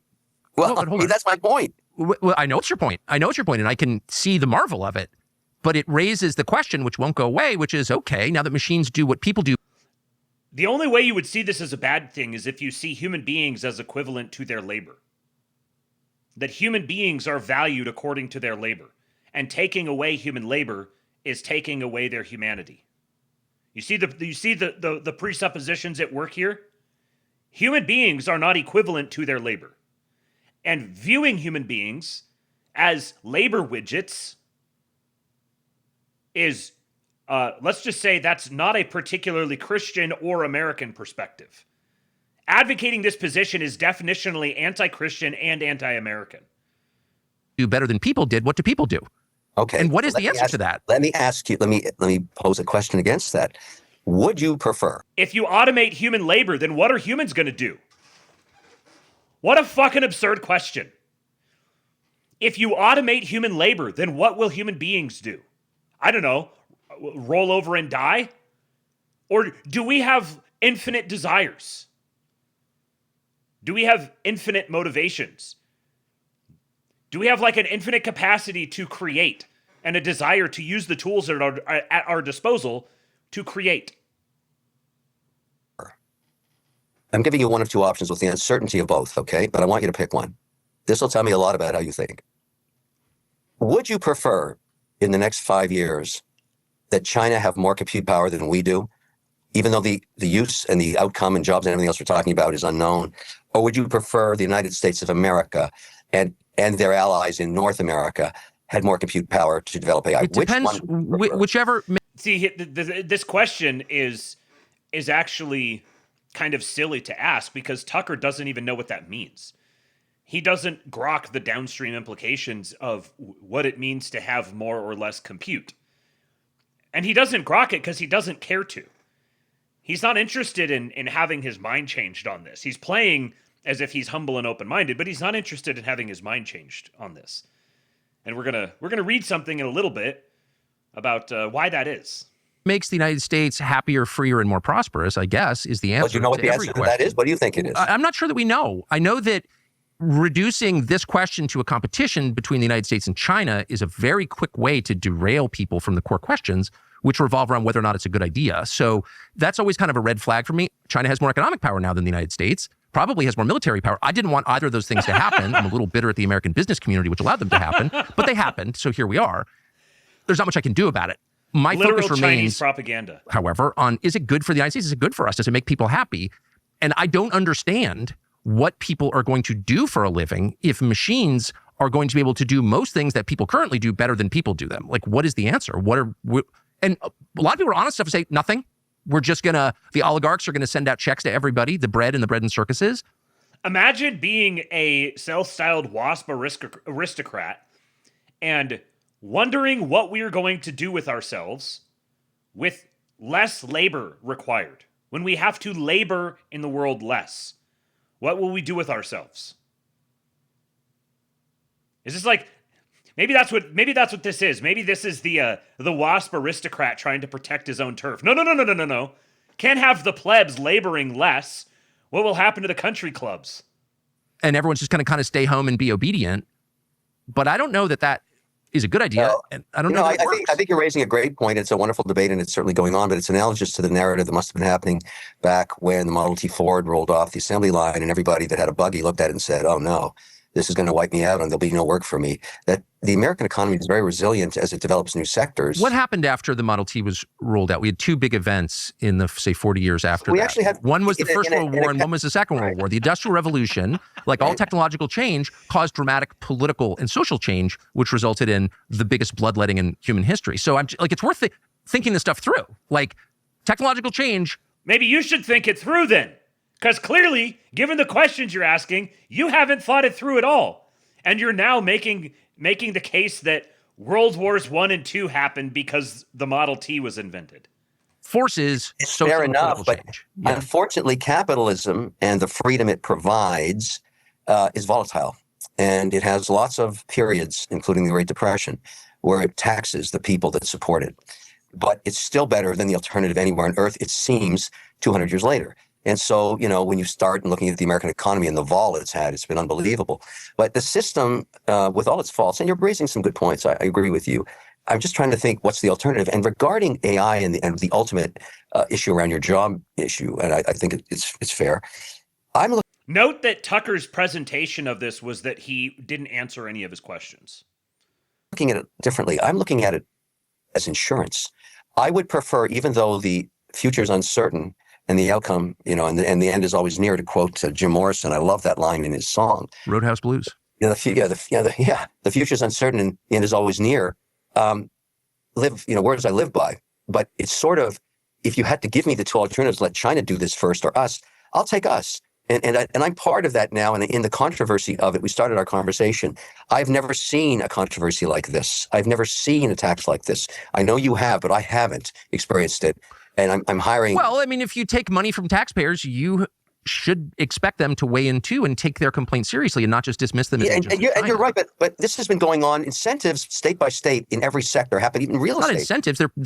It's a forced transfer of wealth from taxpayers to people who are richer than taxpayers. So, like, no, they're not. Of course, they have.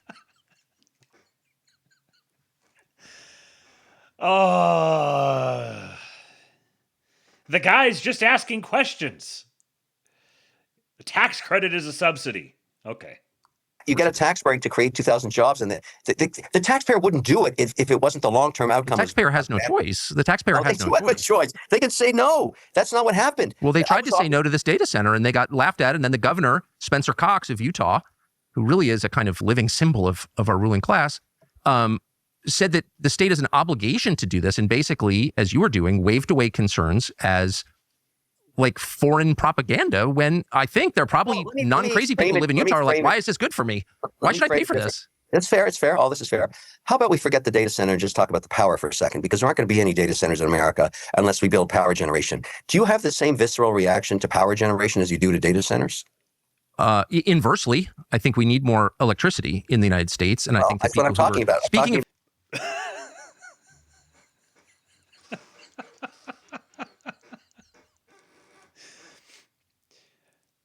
Isn't it fascinating that he has an inverse reaction to the creation of power generation? So, in other words, he's like massively existentially terrified of data centers. So the inverse reaction is he's like desperately existentially concerned about getting more power generation. How does that calculus not play? How is that calculus not at work here? Like, even if you were skeptical about the AI thing, wouldn't your angle be, well, I don't know what's going to happen with the whole AI thing, but a great thing about these data centers is their development serves as a proxy for updating the grid and massively expanding our power generation. So it's great that we finally have an excuse to do that. Like, that, I could understand that perspective. That seems totally reasonable. But instead it's like, oh yeah, we desperately need more power generation, but I'm going to completely gloss over that and be like, oh, taxpayers are going to, or taxpayers are subsidizing this, even though taxpayers aren't subsidizing this. And it's going to take up all the water, even though it's not going to take up all the water. This is totally inane.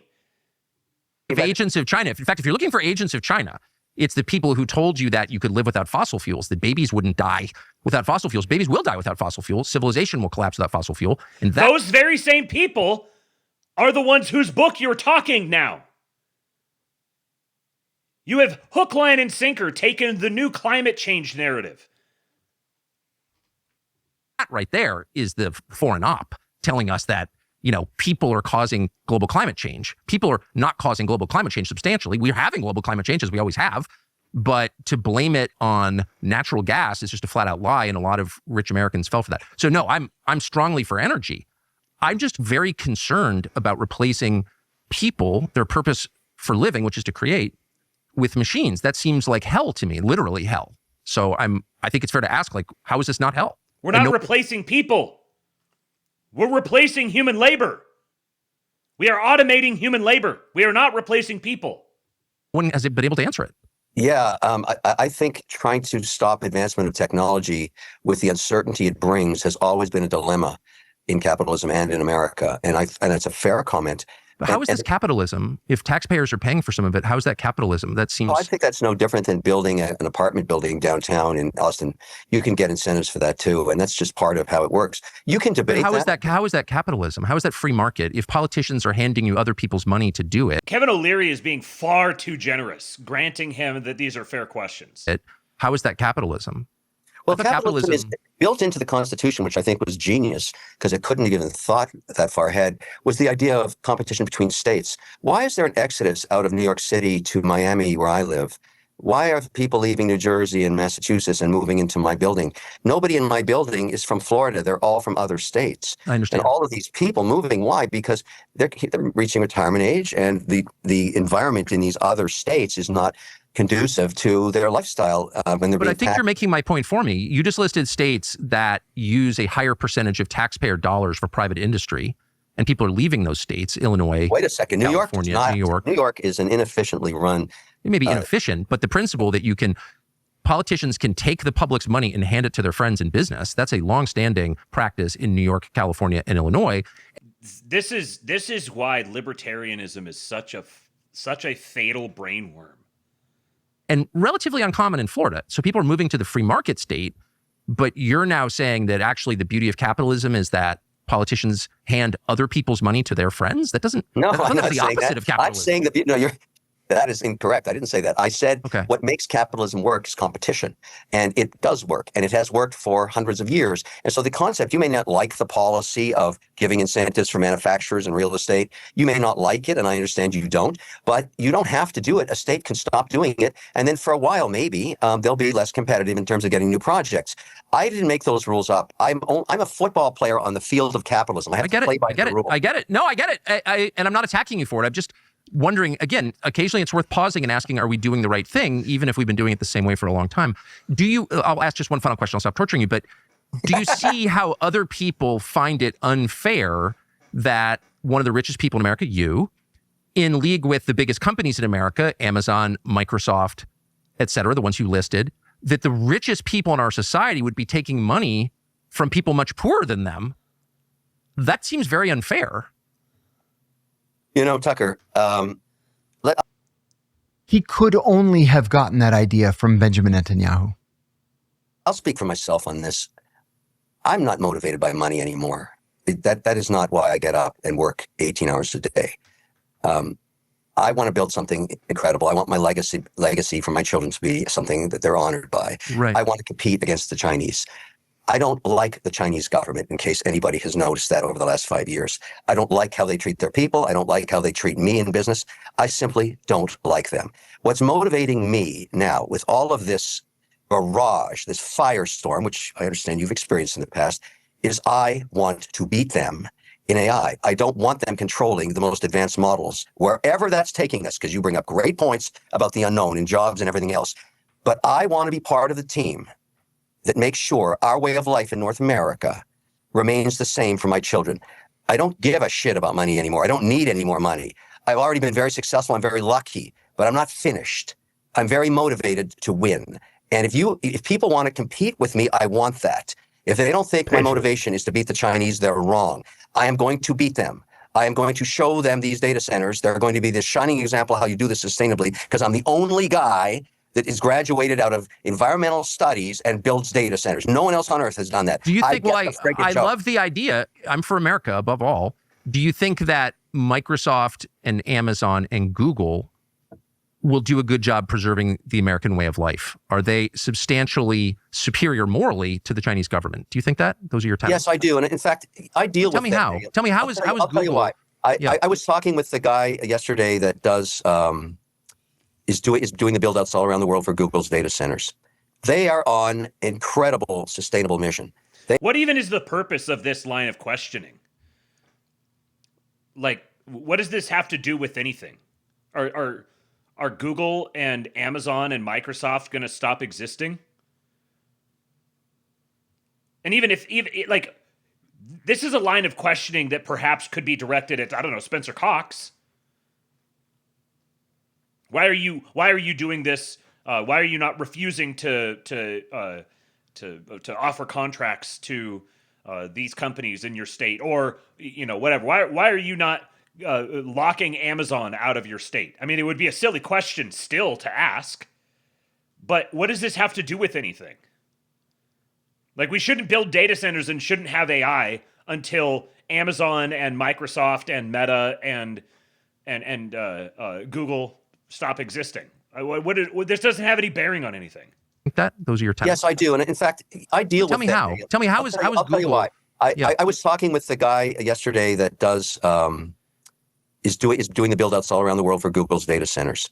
They are on incredible sustainable mission. They are looking at every technology to reduce their need for traditional power sources. And we were talking about the campus in Utah. They have some very advanced thinking on the use of battery, wind, and solar.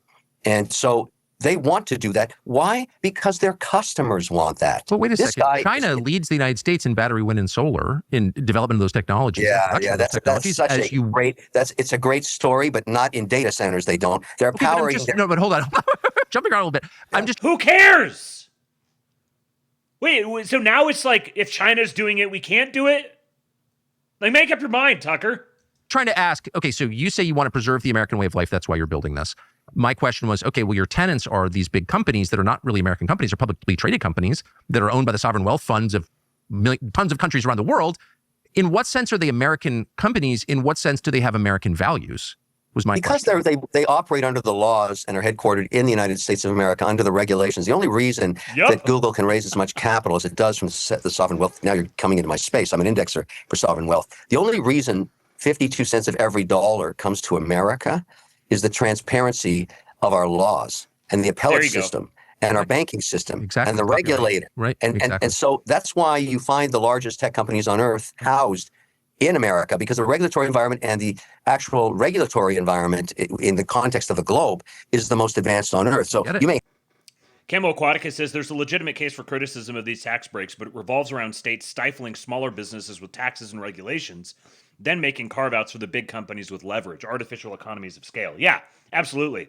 And Living Dead says, true, and one must wonder why someone like Tucker would be motivated to bury it in so much coal that they can't even be understood clearly anymore.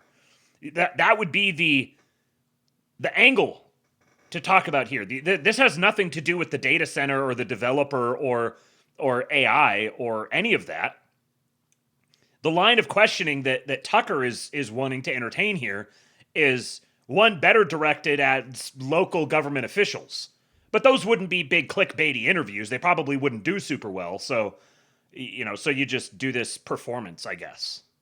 You hate the SEC. You may not like regulations, but in fact, it gives an infrastructure where most capital comes here. That's what happens. Because the outcomes, why does France have no Microsoft? Why does Germany not have one? What happened to, the European countries? They and Britain, they don't have any of this tech because they regulated it out of their society. We don't want to change that. We want the innovation here, not the regulation necessarily. But I strongly agree, except to the extent the regulation protects the public. It's a balance. That's why we trust the government. Although a lot of people don't like them. We say, look, at the end of the day, the great example that we could use that you both know, I don't think crypto is going to work until they pass the bill about crypto. They got to finish this infrastructure act so that finally crypto can find its place inside of the 11 sectors of our economy. I'm not investing in crypto until they get that friggin' thing through the house. May I ask, okay, so just to your second point about the American dream, there was opportunity, I think, the ability to be judged on your actions, on your behavior, on your character, to be treated equally.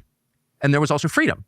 And so I think many people have deep concerns about AI's effect on freedom. And you said yourself, the purpose of AI is in part surveillance.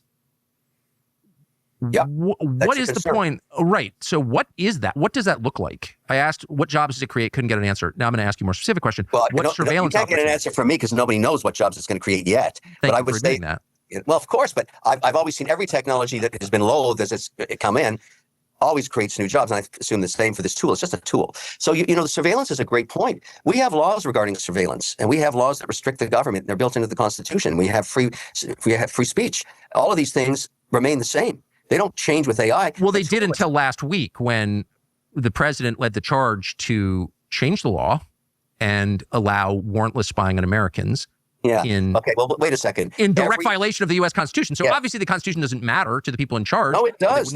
Every administration is kept in check by the Supreme Court, including this one. And so that's why the founding fathers created this structure. And I think it works, and I trust it for one, and I'm willing to, have my kids who are Americans grow up here, and I want to protect them. Okay, so what kind of surveillance? I mean, it seems like AI will make it possible to know what every American is doing at all times.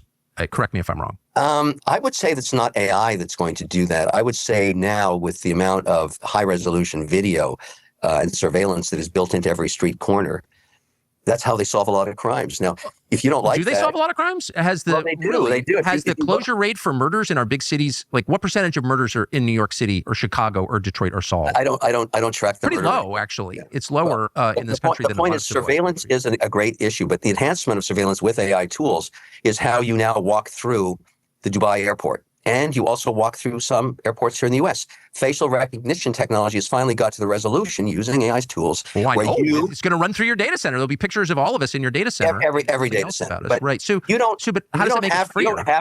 You don't have to opt into that program, by the way. I do it for convenience.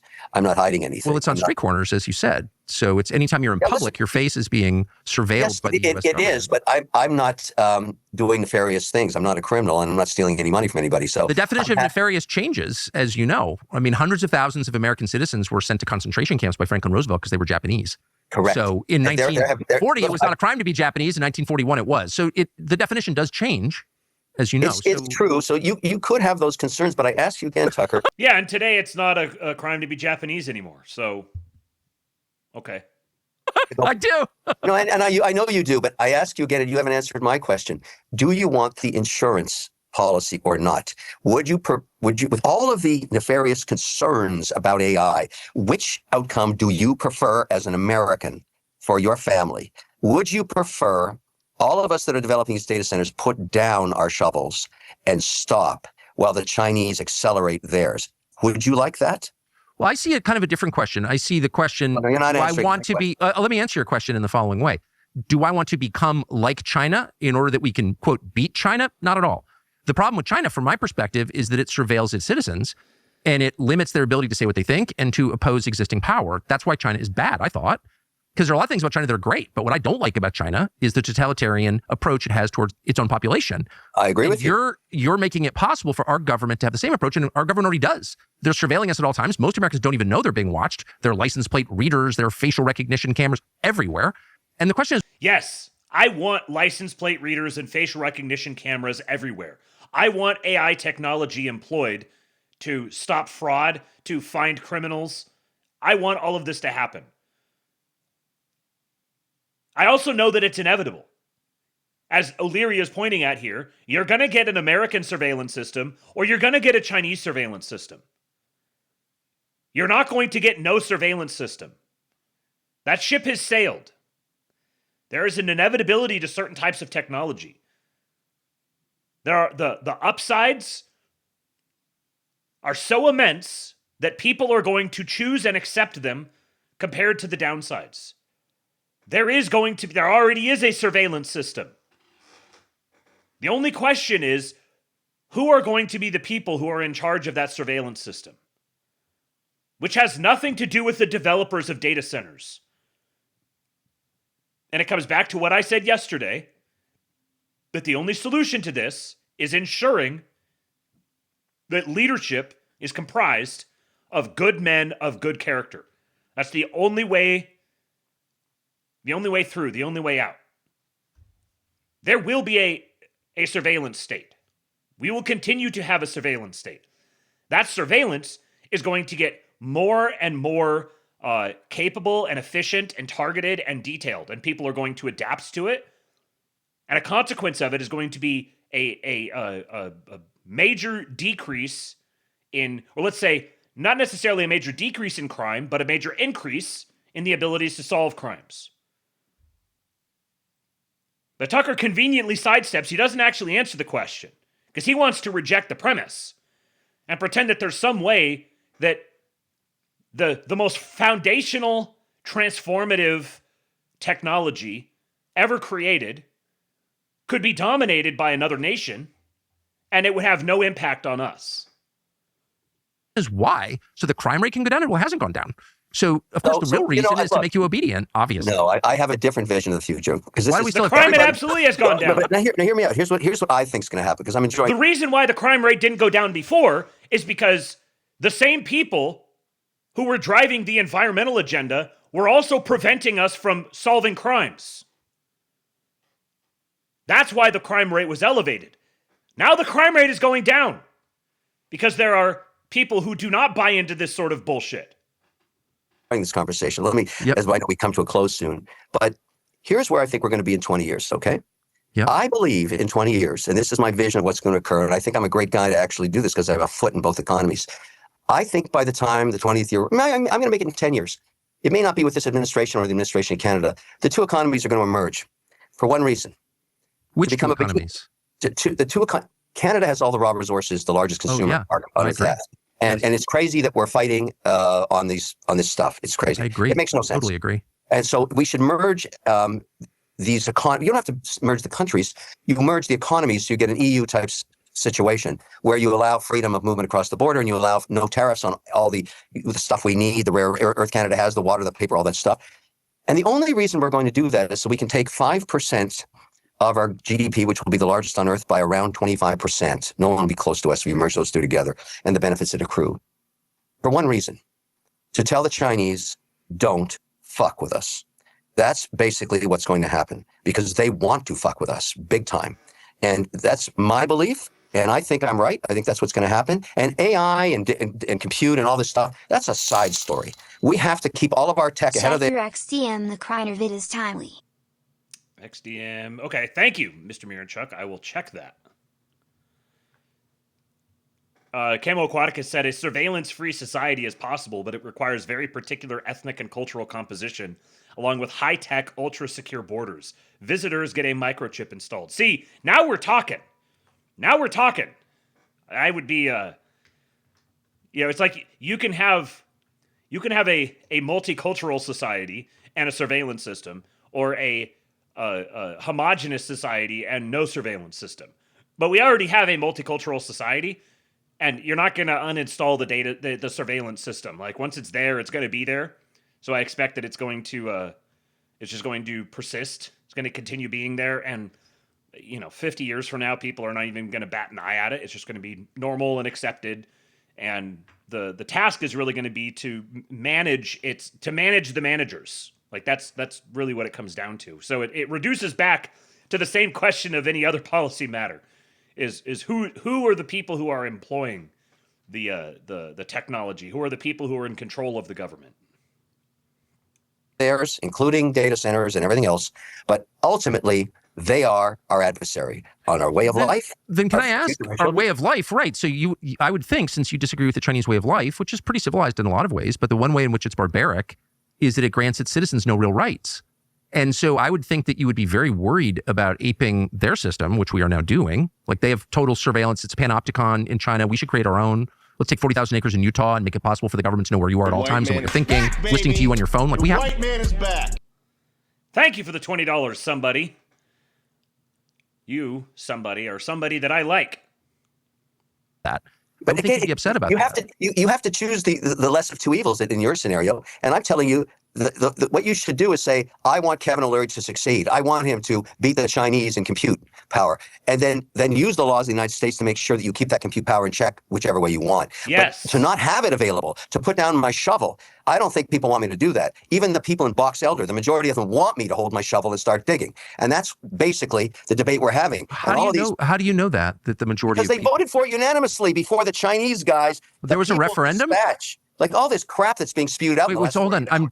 Yeah, and I may have fallen for some of it, so you correct me. There was a referendum among citizens? You wouldn't let him! Some county board vote. We actually went through the whole process that you have to do by their laws and were granted 3-0. The commissioners of the county said, we want to be three people voted. The people of the county. They're elected officials. That's how you do it. How hard is it for Kevin O'Leary and Amazon and Microsoft and Google to subvert three county commissioners in rural Utah? Tucker, they asked us to come. They asked us to bring $15 billion.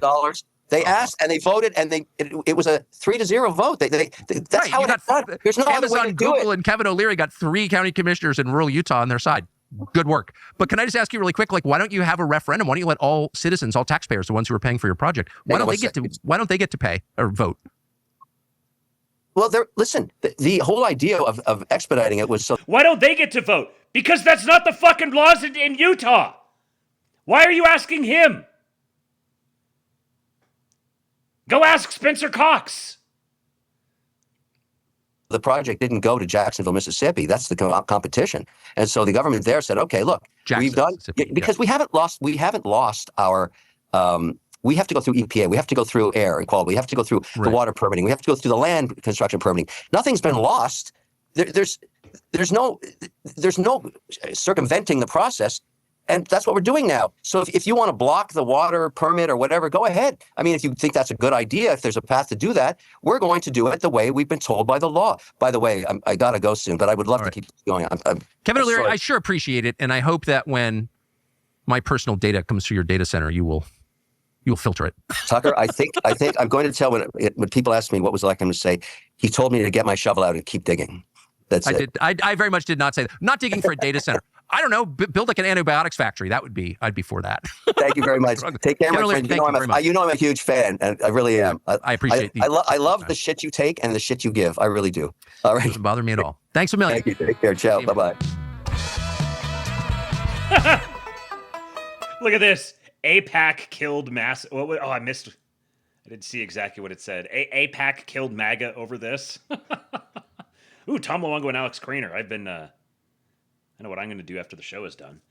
Yeah, Kevin was just incredibly gracious. That was a fucking train wreck, man. I don't know what sort of brain worms Tucker has contracted, but it seems as if it's terminal. I played you guys the clip yesterday of Kevin O'Leary talking about this sudden aggressive push against American data centers and AI infrastructure, and he referenced Arabella. And if you guys did not go to YouTube and search for Arabella plus Glenn Beck, he did a great presentation on this a few years ago. But here from Apple Lamps, nice account on X, says, worst of the worst, Arabella was founded in 2005 by Eric Kessler, a Clinton Interior Department alum and former League of Conservation Voters staffer. The for-profit LLC sat on top of the 7 sisters of the network: the New Venture Fund, the 1630 Fund, the Hopewell Fund, the Windward Fund, the North Fund, the Telescope Fund, and the Impetus Fund. From 2006 to 2023, these organizations generated combined revenues of $9.2 billion and expenditures of $7.8 billion. Together, these nonprofits have collectively paid Arabella over $200 million in consulting fees while creating hundreds of left-wing policy and advocacy organizations through fiscal sponsorship agreements that generate pop-up groups that operate under the umbrella of an Arabella-managed nonprofit and are not required to file independent financial disclosure forms.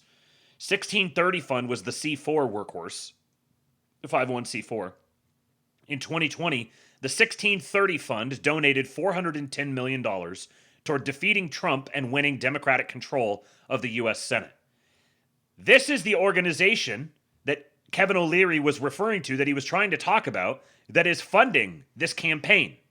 You would think that an organized network of Democratic NGOs funding a propaganda campaign like this might be something that's interesting to Tucker. Might be a subject worth exploring or digging into. If you're actually trying to have an honest conversation about this and genuinely trying to understand it.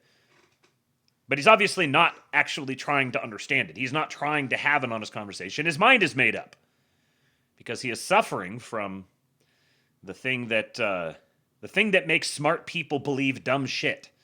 We'll read about that here in just a few moments. Here's the video that Miranchuk just suggested from Alex Craner.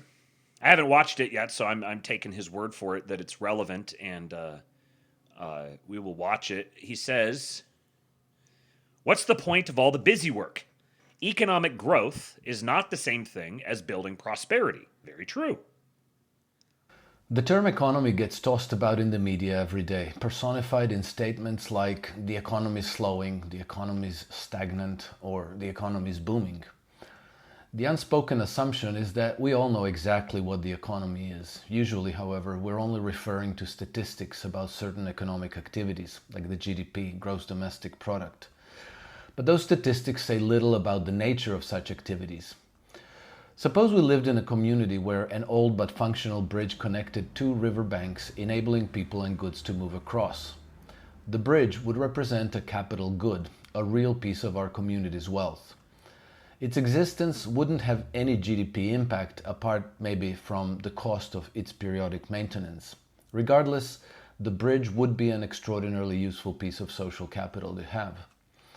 Now, suppose that some expert from Harvard or Oxford came up with the idea that to boost economic growth, we should blow up the bridge and build a new one. We could raise credit, hire demolition crews, destroy the old bridge, then bring in architects and building contractors and construct a new one. The broken window fallacy. Many people would get paid from our community's new credit, and all this spending would boost business, employment, and the GDP. We got economic growth, but the community's total wealth wouldn't change. The implication is that economic growth does not necessarily create wealth or improves community standard of living. Depending on the nature of economic activity, it could do even the opposite. Therefore, instead of blindly pursuing economic growth, it is critical that we direct productive work towards desirable objectives. And to do that, we must address the questions. What objectives should we desire? What should our labors accomplish? What do we wish to create? And what future do we want to build? Failing to address these questions and leaving such decisions to the expert class from Harvard or from World Economic Forum is an abdication of responsibility and surrender of our own agency in deciding what life should be about. It can't be just about busy work and GDP growth, because not all economic growth is good. For example, healthcare today accounts for almost 20% of US GDP. If one day everybody woke up in perfect health, the GDP would sustain a depression-level collapse. The imperative for economic growth has created powerful incentives to keep people sick. Wars also boost the GDP, but is that what we really want? Blowing up a bridge to build it back would be absurd, but it's not very different from destroying people's health in order to sell them treatments and medicines. That's not a good way to grow an economy. Instead, we can work to build a world that enhances our lives and gives meaning to our efforts. There is no reason why that should be beyond our reach. This place is our birthright. We can make of it what we want, and we don't need to follow experts blindly like a herd. We're not hackable animals unless we accept that role. Except we've no right to accept that. The choices we make today will form the future of our children and their children. Our role here is to struggle for that future, not only with our hands and bodies, but also with our minds. Yeah, it's a very good point. Very good point that you also might see something like mass deportations could cause a GDP drop. I mean, the idea that GDP go up equals good is like, it's it would be better if people paid more for the same things, nominally more, like a larger number. If I'm buying a shirt for $40 instead of buying a shirt for $30, then GDP go up. But imagine if a substantial portion of that GDP, whatever it is driven by automated labor that permits human beings to dedicate more time and energy to the deeper questions. Wouldn't that be wonderful? All right, let me take a quick break here, and when I get back, we're going to get a little more into detail about the water situation, the data center's relationship to water, debunking AI water doomerism, and then we'll also talk about why do smart people believe dumb shit. So bear with me, and I will be back in just a few minutes.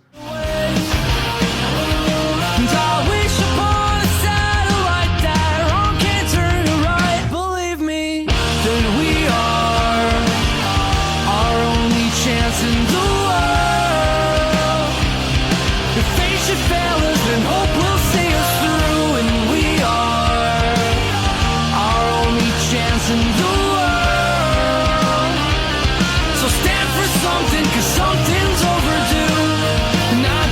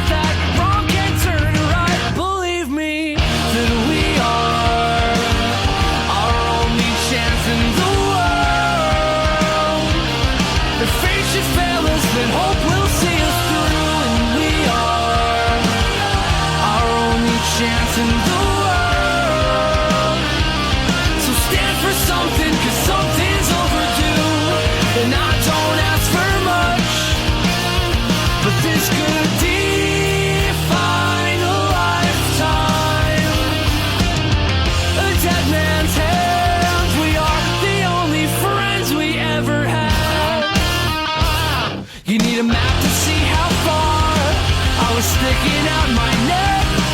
We all have things that we all second guess, and fears of being ordinary.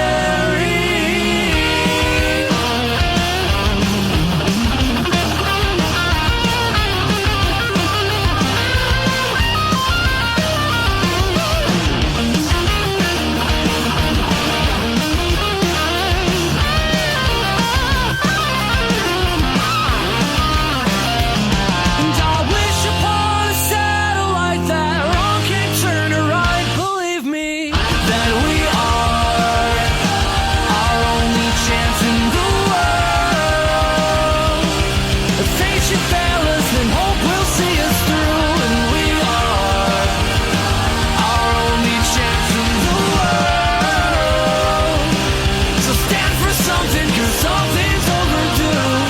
And I don't ask for much, but this could define a lifetime.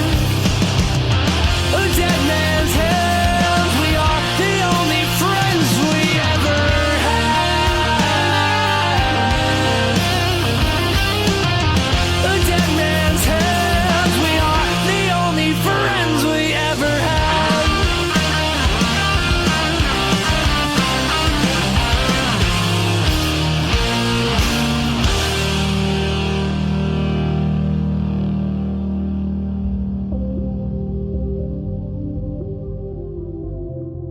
They've stolen everything in sight, stealing everything.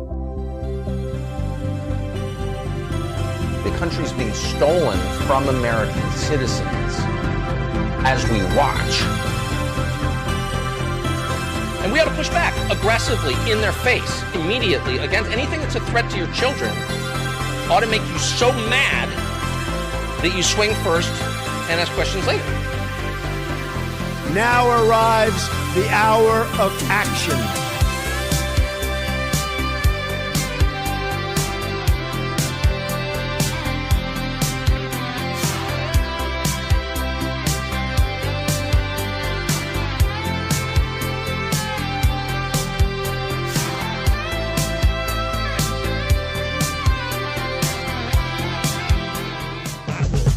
Your leftist ass like corn on the cob. I'm ready. I will eat your ass. Your leftist ass like corn on the cob. I'm ready. I will eat you. I will eat your ass. My children aren't going hungry. I'll do it. I'll drink your blood. And I'm starting to think about having to eat my neighbors. You think I like sizing up? I'm gonna haul him up back chain. Chop his ass up, size it up. I'm gonna haul him up back chain. Chop, chop, chop, chop. I will eat your leftist ass like corn on the cob. I'm ready. I will eat your ass. I will eat your leftist ass like corn on the cob. I'm ready. I will eat you. I will eat your ass. I'll barbecue your ass flat. I will cook your ass up so fast, and I'll tell them, "Oh, I killed a cow out back, baby." You think Christ would eat somebody? He would never do that. I will. I'm ready to hang them up, gut them and skin them and chop them up. You know what? I'm ready. I will eat your leftist ass like corn on the cob. I'm ready. I will eat your ass. I will eat your leftist ass like corn on the cob. I'm ready. I will eat you. I will eat your ass. I will eat your leftist ass like corn on the cob. I'm ready. I will eat your ass. I will eat your leftist ass like corn on the cob. I'm ready. I will eat you. I will eat your ass. That's why I want the globalists to know. I will eat your ass first. I swear to God, if it's the last thing I do, I'm gonna get my hands around your throat. All right, we are back. Hold on just a sec here. Something's being gay, but there we go. Got that fixed. Now we got a submission here from Kingless Kingdom. Share the screen real quick. Second Wave says, the real red pill is realizing Trump doesn't have enough power and we must immediately abolish Congress and crown Trump God Emperor. Incidentally, precisely my case for Ed Gowrine being as close to an empty seat as possible. The best, perhaps the most straightforward way to abolish Congress is just to fill Congress with rubber stampers. But Kingless Kingdom here, make sure you follow him on X, at AmeriKing83. He says, hey, GigaChat, I have a problem. I have a solution, Soy Jack. Data centers are going to... We need to give more power to Donald Trump. What? And then we need to give more power to Donald Trump. I'm worried about the future of democracy. We need to crown Donald Trump king. So true. It's literally me. I need a Trust the Plan Q shirt like this. I need to go get one. Soy Jack sipping out of the Soy Jack mug. Banger. Banger from Kingless Kingdom. I just retweeted him. Make sure you go follow our boy. All right. Now let's talk about data centers. PyroWire says data centers aren't stealing your water. Even if the total water draw of data centers triples by 2030, they'd require just 8% of the water consumed by American golf courses. Blake Dodge interviewed Andy Maisley, the man who's been debunking AI water doomerism. Here is the full story. The data center water crisis isn't real. One guy is single-handedly correcting the AI water doomerism with a calculator and a chatbot. By day, Andy Maisley was working as a director for an effective altruism community in D.C. This is very ironic. You've got the effective altruism guy is the one who's debunking the environmental panic around data centers. By night, he was writing blogs for his Substack, The Weird Turn Pro, such as, a failure to take violence seriously is bad. But last January, Andy noticed something curious. When he'd passively mention using ChatGPT at parties, people would respond, don't you know how bad that is for the climate? And I would try to suss out what they meant by that, Andy told us in an interview. Using Claude, some back-of-the-napkin math, a guiding desire for things to make sense, and his background as a high school physics teacher, explaining how much a watt-hour is turns out to be really useful, he told us. Andy identified a concerning pattern. The country's top papers, from Bloomberg to the Washington Post, were stoking fears with almost certainly wrong or woefully misleading statistics about data centers' water use. Isn't that fascinating? Bloomberg, the Washington Post, and Tucker Carlson all saying the same thing. There's this pattern with the retard right people where they just, it's like, as soon as Trump was reelected, all of a sudden they were returned to factory settings, and we're back to, 2010 with respect to the corporate press and their narratives. So he wrote about it at length.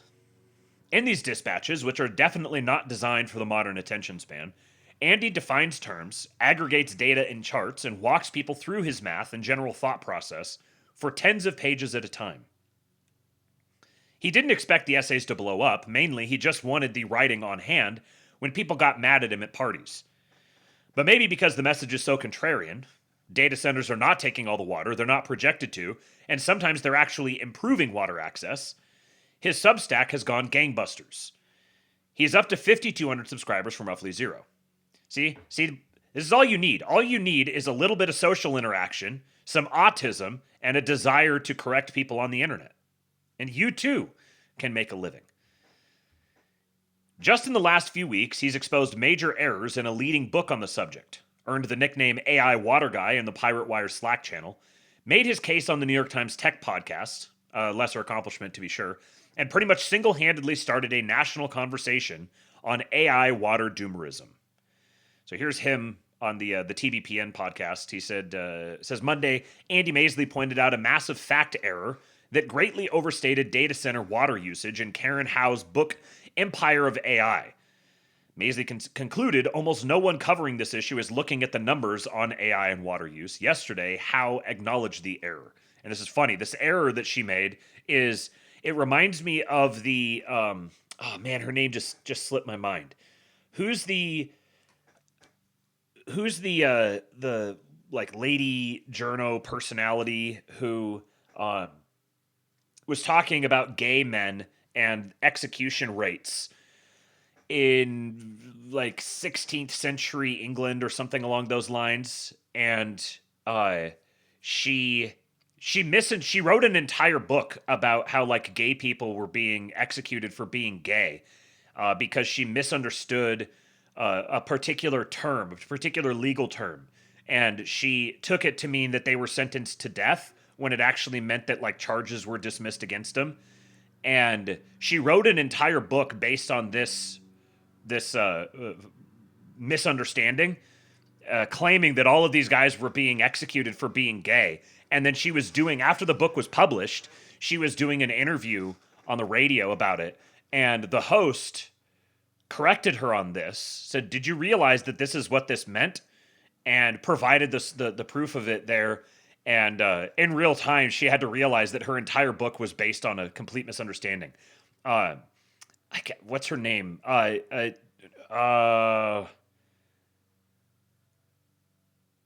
can't remember her name. I want to say Naomi. Was it Naomi something? I can see her face in my head. She's from sort of like the maybe more like old school lib, maybe kind of turfish, like feminist, but also kind of like woo woo crystal chick. I wish I could remember her name. Naomi Wolf. Yes, thank you. Naomi Wolf. Yes, Slutty Milk. You saved me. Naomi Wolf. That's who it was. Go look that up. Naomi Wolf, and like it's probably one of the most famous things she's ever had known about her. So if you just search for it, you'll come up with it. It's pretty wild listening to her. She actually kind of takes it in stride pretty well. Like imagine if you spent a long time writing this book and getting it published, and you're going to doing a media tour, and you realize that the whole thing is based on a total misunderstanding. And you know what? Let me see. This is my show. I can do whatever I want. Let's see if it gets death recorded. That was the thing. Let me see if I can find the clip here of her learning this on air. Is there nope, that's an article about it. Let me see if I can find a link for this real quick. Maybe I'll look on YouTube. Can you guys hear the lawnmower outside? Our landscaper is here. Okay, here we go. You can't hear it. Okay, wow, interesting. It's pretty loud. All right, I think this is it. A stunning snippet of a progressive or leftist hero caught out live on air. Prominent feminist activist Naomi Wolf is the author of The Beauty Myth. Landscaper is black. And has been an advisor in the past to Bill Clinton and Al Gore and celebrated by the liberal left worldwide. She's got a new book out. It's called Outrages, Sex, Censorship and the Criminalisation of Love. And her thesis relies, at least in part, apparently, on the fact that there were people executed in the UK for what were then crimes, such as homosexuality, much later than previously thought. But publicising the book live on BBC Radio, her interviewer Matthew Sweet explained to her that she'd misinterpreted a legal term, death recorded. It was a brutal fact check, live to air. Have a listen. Mentioned of penal servitude for 10 or 15 years, and I found like several dozen executions, but that was again only looking at the Old Bailey records and the crime tables. Several regionally. dozen executions. Correct. And this corrects a misapprehension that is in every website that the last man was executed for sodomy in Britain in 1835. I don't think you're right about this. One of the cases that you look at that's salient in your report is that of Thomas Silver. It says teenagers were now convicted more often. Indeed, that year, which is 1859, 14-year-old Thomas Silver was actually executed for committing sodomy. The boy was indicted for an unnatural offence, guilty, death recorded. This is the first time the phrase unnatural offence entered the Old Bailey records. Thomas Silver wasn't executed. Death recorded. I was really surprised by this, and I looked it up. Death recorded is what's in, I think, most of these cases that you've identified as executions. It doesn't mean that he was executed. It was a category that was created in 1823 that allowed judges to abstain from pronouncing a sentence of death on any capital convict whom they considered to be a fit subject for pardon. I don't think any of the executions you've identified here actually happened. Well, that's a really important thing to investigate. What is your understanding of what death recorded means? Death recorded, this is also from, I've just read you the definition of it there from the Old Bailey website. But I've got here a newspaper report about Thomas Silver and also something from the prison records that show the date of his discharge. The prisoner was found guilty and sentence of death was recorded. Yeah. But the jury recommended the prisoner to mercy on account of his youth. See, I think this is a kind of, when I found this, I didn't really know what to do with it because I think it's quite a big problem with your argument. So there you are, the facts in a wolf's clothing. That's one way to generate publicity for your book. To be fair, Wolf appears to have taken it well, thanking Sweet for pointing out her error and promising to edit new editions of the book to make sure they are correct. But wow, that is a brutal fact check, live to air. So like I said, she honestly took that in stride pretty well. She handled it remarkably well. But yeah, she seems like she's a pretty decent person. She's kind of now she's like she's a lib, but she's more of kind of a bit of an old school lib and kind of a crystal chick that seems like a nice person. Anyway, so something kind of similar has happened here. So continuing the Pirate Wire's article says, how could Andy's thesis possibly be true given the coverage? Let's start where Andy's sleuthing began. You may have heard the rumor, his peeved associates at parties certainly did, that writing an email with ChatGPT uses a whole bottle of water. Isn't this fascinating that we're getting like these new measurements being introduced? Like writing an email with ChatGPT equals a bottle of water, or a 9.5 gigawatt data center is like 23 atom bombs. These are very strange measurements. There are a few problems with this. First, according to Andy's math, it would only be true if the email you're writing requires 20 to 50 separate ChatGPT prompts. He wrote in a 62-page October essay called The AI Water Issue is Fake. My man is sitting down and writing 62-page essays. This is autism unleashed. Second, individual water bottles is a dumb metric. Pretty much everything in the material world creates a water footprint, either directly, corn needs water to grow, or indirectly, the production of corn requires electricity and power plants need water to function. Measured this way, a pair of leather shoes requires about 16,000 individual water bottles. So that's why we have never measured things in water bottles. A pair of jeans requires 21,600. One smartphone, 25,600. And a single piece of paper just north of 10. The average American's consumptive water footprint is something like 1,600 bottles of water every day specifically. So, on average, your footprint is 1,600 bottles of water a day, and writing a ChatGPT prompted email with 20 to 50 separate prompts costs a bottle of water. So one 1/1600th, or 1/1600th of your daily water footprint. Here's the Washington Post article. Welcome to an entire category of dumb when it comes to AI water hysteria.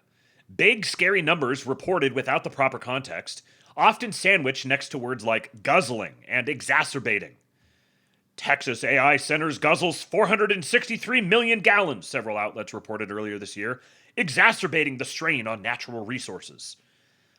Those articles compared the data center's water use to that of tens of thousands of households. That's more useful than measuring in units of individual water bottles, to be sure, but still dumb, because our household water use accounts for less than 5% of our water consumption. Most comes from the food we eat, Andy said. Might a better point of comparison be, other massive industries? That's one of Andy's core arguments in The Weird Turn Pro. When measured against other large businesses, the category they belong in, data centers are miraculously efficient. If the total power and water draw of U.S. data centers triples by 2030 as projected, they'd require just 8% of the water consumed by American golf courses and about 1% of the water consumed by irrigated corn farming. Here's a graph. Look at this graph. So you have AI and data centers on site down here at the very bottom. You have data centers on site, the next one up. You have data centers on site and off site combined. Then you have berries. And here up at the top you have alfalfa, orchards, corn, miscellaneous vegetables, soybeans, rice, hay, irrigated pasture, silage, cotton, wheat, other crops, potatoes, miscellaneous grains, and then 1% of America's daily freshwater withdrawal.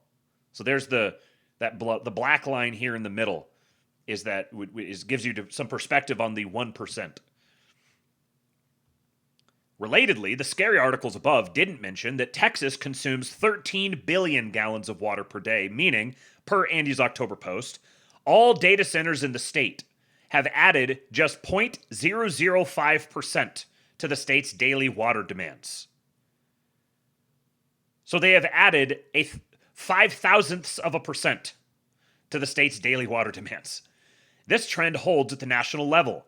In 2023, data centers consumed 200 to 250 million gallons of fresh water per day, which was 0.2% of the nation's total daily consumption, which is 132 billion gallons.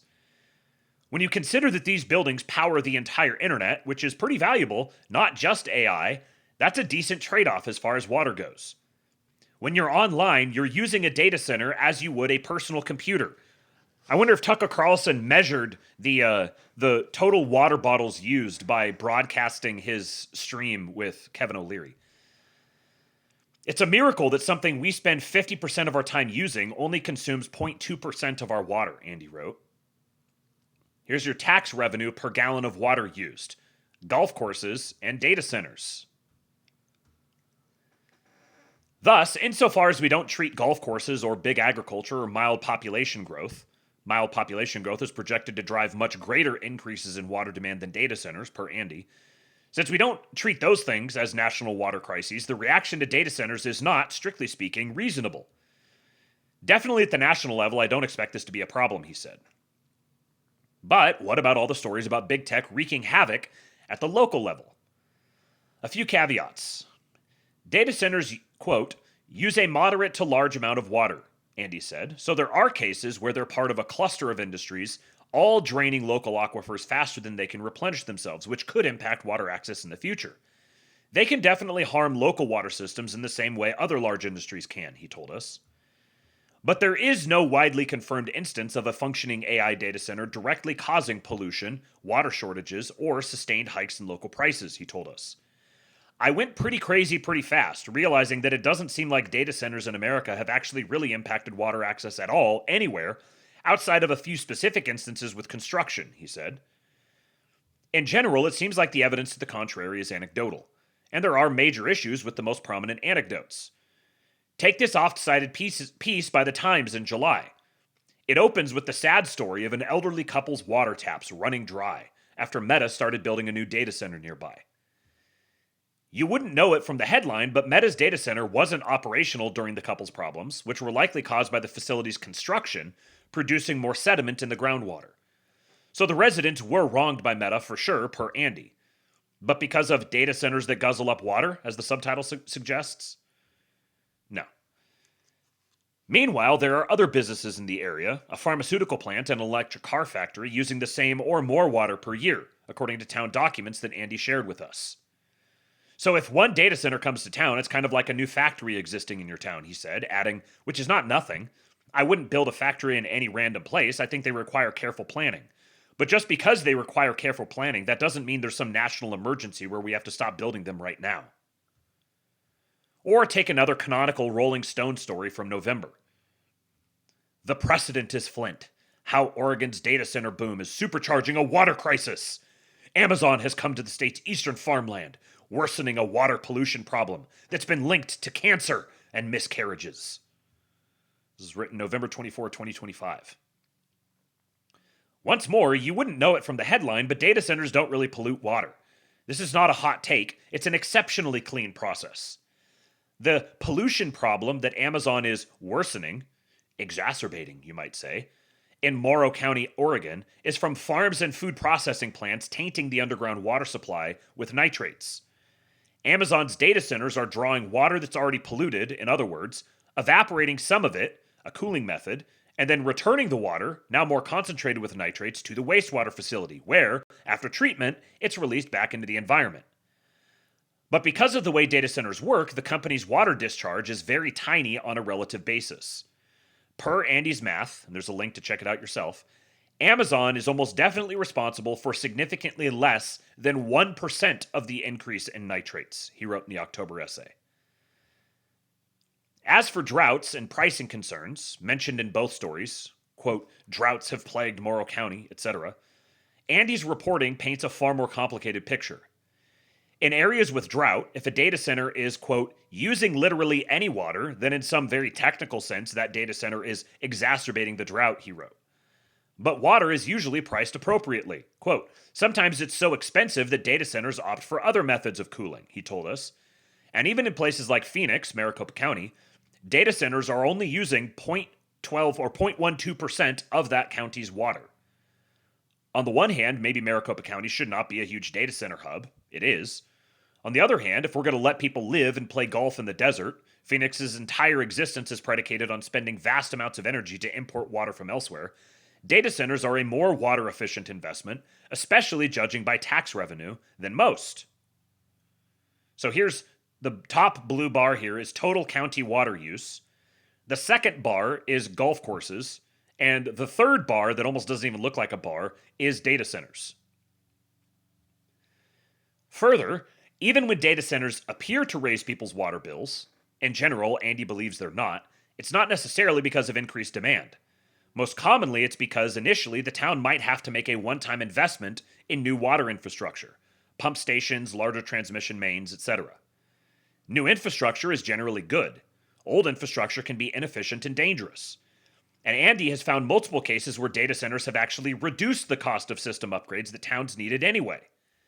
In a lot of places in America, the average issue with water access seems to come much more from old rundown infrastructure, maybe with lead in it, that the local population is maybe too poor to tax enough or to bill enough to upgrade, he said. Here are specific examples. In the Dalles, Oregon, fees paid by Google fund essential upgrades to the water system. In Council Bluffs, Iowa, Google pays for an expanded water treatment plant. In Quincy, Washington, Quincy and Microsoft built the Quincy Water Reuse Utility to recycle cooling water, reducing reliance on local potable groundwater. Microsoft contributed major funding, about $31 million, and guaranteed project financing via loans or bonds repaid through rates. These improvements increase regional water resilience beyond the data center itself. In Goodyear, Arizona, it says, in citing its data centers, Microsoft agreed to invest roughly $40 to $42 million to expand the city's wastewater capacity. Utility infrastructure the city highlights as part of the development agreement, and that increases system capacity for the community. And then in Umatilla and Hermiston, Oregon, working with local leaders, AWS helped stand up pipelines and practices to reuse data center cooling water for agriculture, returning up to about 96% of cooling water to local farmers at no charge. I could go on like this for a while. Maybe you think every one of these is some trick by big tech to buy off communities, but all I'm seeing here is an improvement in local water systems without any examples of equivalent harm elsewhere. And also, like, a lot of these places, I know for sure the Dalles, Quincy, and Umatilla and Hermiston these are pretty remote, especially Umatilla, Hermiston, and Quincy. I know these areas very well. This is mostly just like wide open, flat pasture and farmland. We should keep an eye out for the possibility of harm, but also I see a lot of ways that this could benefit people too, Andy said. And so my ask for people isn't to not be critical of data centers at all and not to look into what's happening, he said, adding, but I do also want people to just be very careful before they condemn something, to look really closely at it. Empire of AI. One of Andy's breakout moments, at least on X, which loves a good argument, was last month, when he took on a major AI journalist and won. The author, Karen Howe, wrote a best-selling book called Empire of AI, Dreams and Nightmares in Sam Altman's OpenAI. Andy had seen it in bookstores, and his critics often suggested he read its chapter on AI's impact on the environment. So he read it, as did we. Chapter 12 of Howe's book, called Plundered Earth, follows Chilean and Uruguayan activists as they resist Google and Microsoft's efforts to build data centers. Chile's economy, Howe explains, is built on extractivism. Foreigners, first Spanish and then Americans, plundered the region's resources, copper and lithium, while giving the Chilean people almost nothing in return. Howe frames the data centers and their water usage as the latest example in this long exploitative history. So we see the leftist opposition to colonialism goes with the other Marxist roots of this whole narrative that has emerged. Communities across the country are vehemently fighting against the dispossession of their land, water, and other resources in service of global North visions that do not include or benefit them, Howe writes. For Andy's part, quote, I'm a little bit more wary of the idea that data centers are automatically an extension of colonialism and stuff. So true. A data center Google plans to build in Cerrillos, a region in Santiago, Chile, she continues, will use, quote, more than 1,000 times the amount of water consumed by all of the 88,000 people living in Cerrillos each year. The claim took Andy aback because, mainly, there's no building anywhere in the world that uses 1,000 times as much water as a city, he said. For a few minutes, I read that over and over again because I'm like, this just can't be physically possible. I just don't believe that this is the case, he told us. Andy ran the numbers. In order for Howe's stat to hold up, the amount of daily water consumption per day in Cerrillos would have to be 0.2 liters, which looks like this. Unless this is Dune or something really weird is happening here, he said. Long story short, Howe asked the government for its residential water use in liters, and they gave it to her in cubic meters. 1 cubic meter equals 1,000 liters.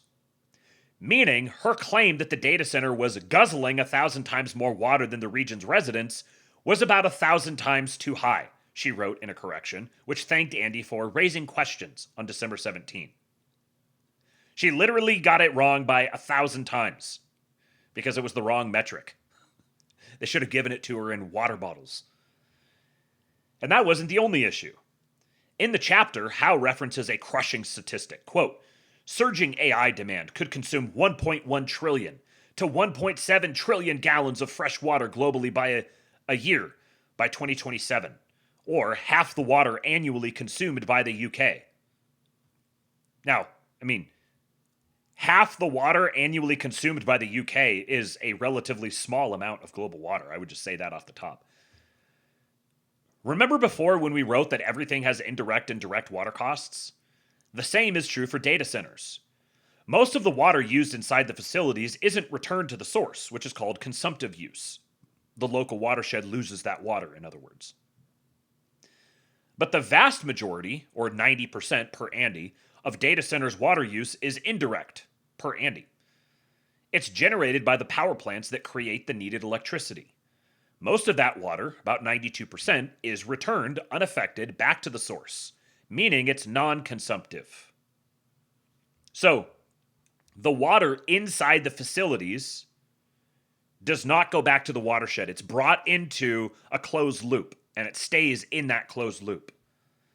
But when you're talking about the total water that is used by the data center, you're talking that statistic, that number includes that water that comes into the facility and never goes back out again, and the water that is used by the power plant generating the electricity, which is water that's flowing through and back out again.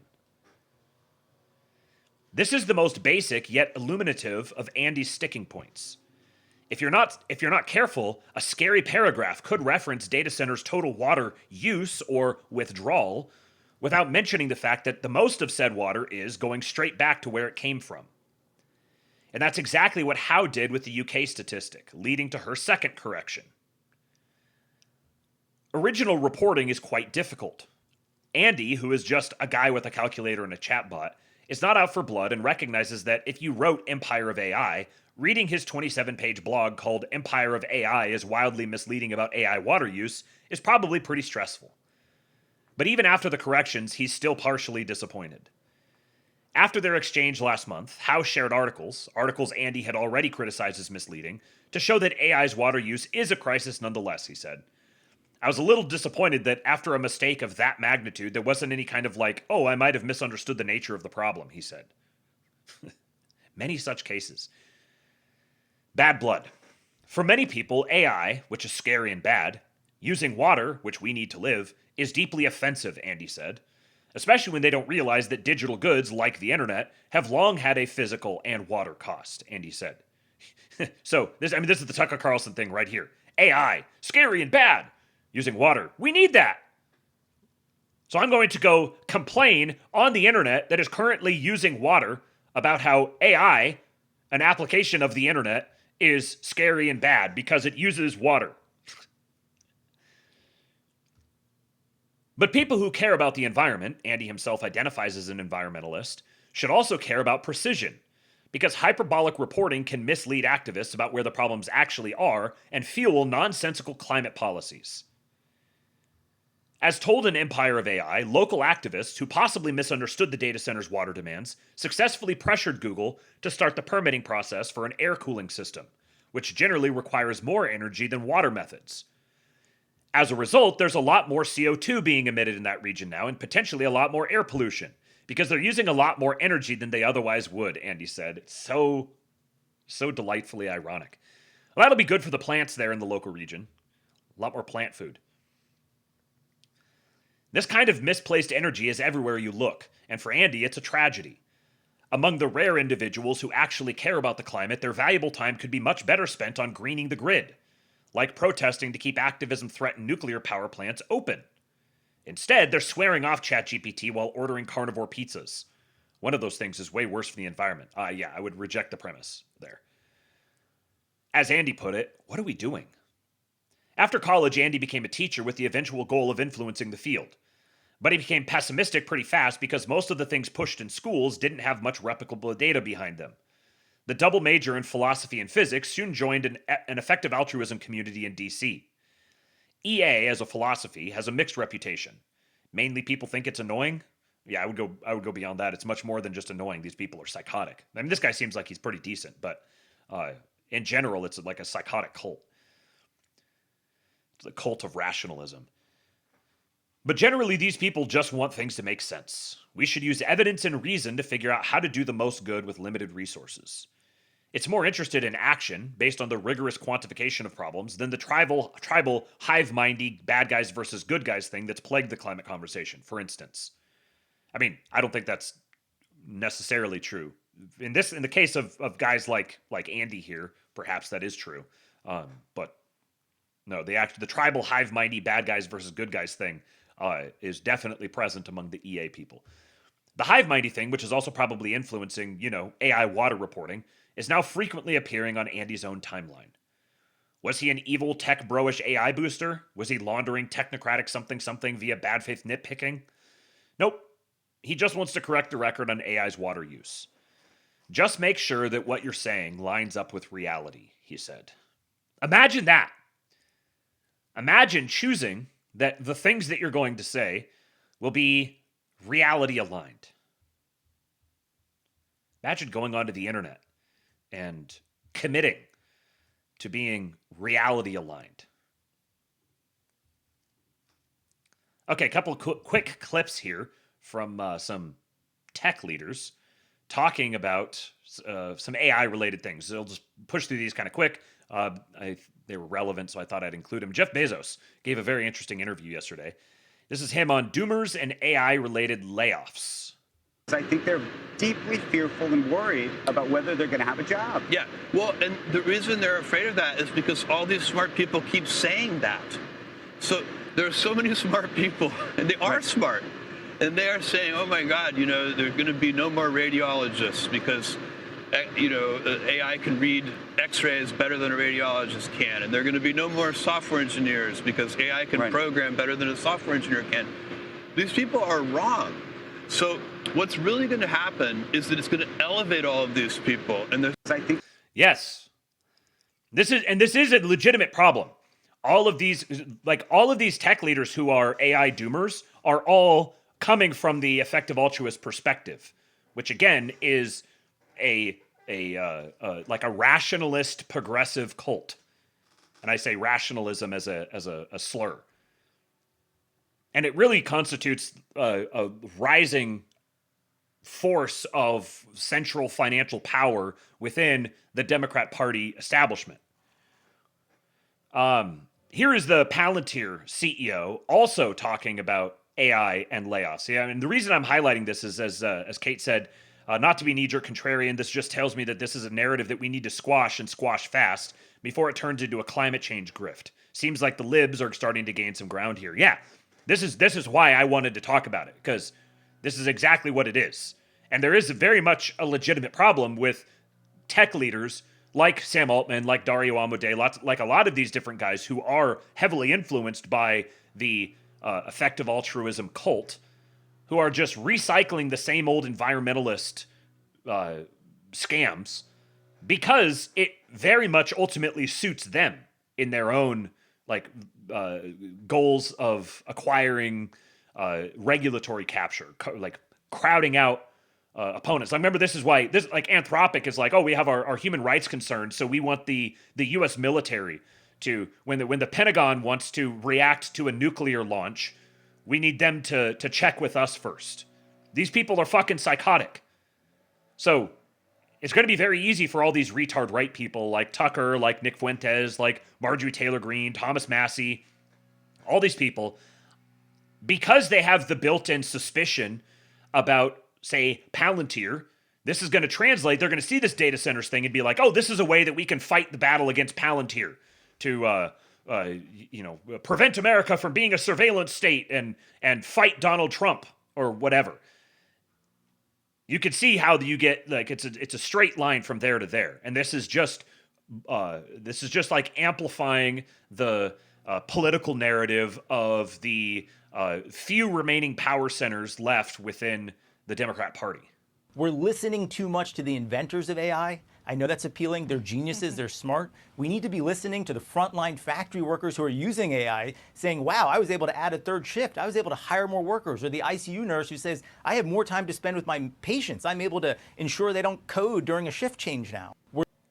And then this here is an interesting clip, a little longer clip from Alex Karp.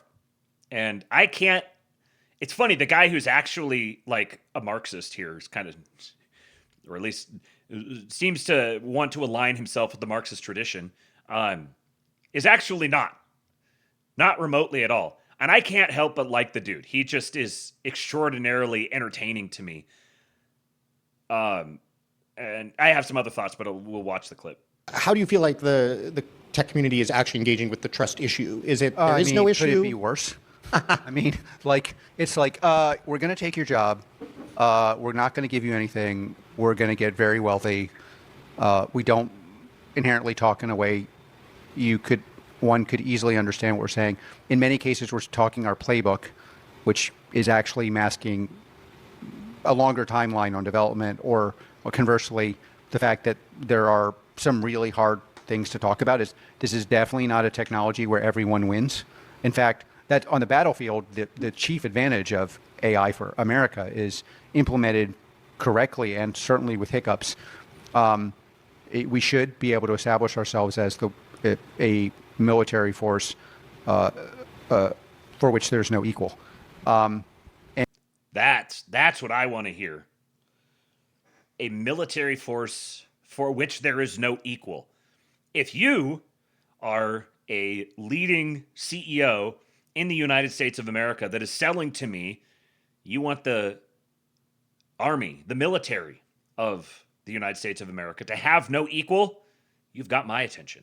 Or at least prevent any other nation from being able to do that, which I would imagine would be bad. I believe very deeply would be bad for everyone in this room, and that's something nobody should want. The people who believe they want that are somehow living in a world where that could never happen, or misinformed about just the way people see that. I actually don't think our adversaries are amoral at all. They just have a different moral sense of what it means to be a worker, what it means to have to have or not have a First, Second, or Fourth Amendment, or in the He's talking to, this is Sean O'Brien, the president of the Teamsters.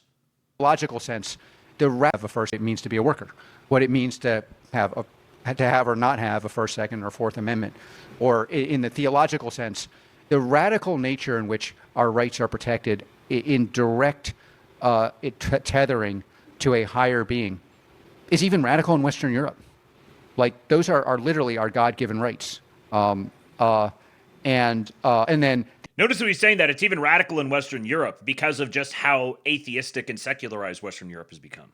The anchoring of that, the moral anchoring of that, especially vis-a-vis a technology that is moving to what you could call superintelligence, meaning how do we anchor rights above that technology and fight for them? So then it's like, it's obviously something that should augur to our benefit especially in the military and adjacent located places.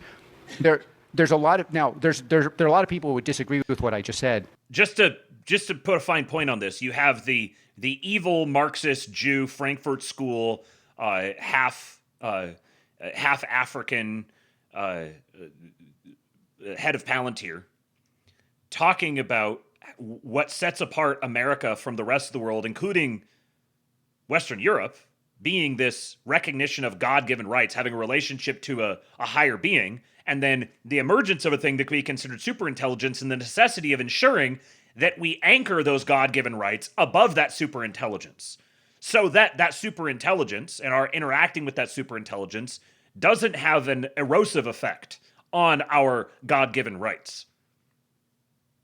This is...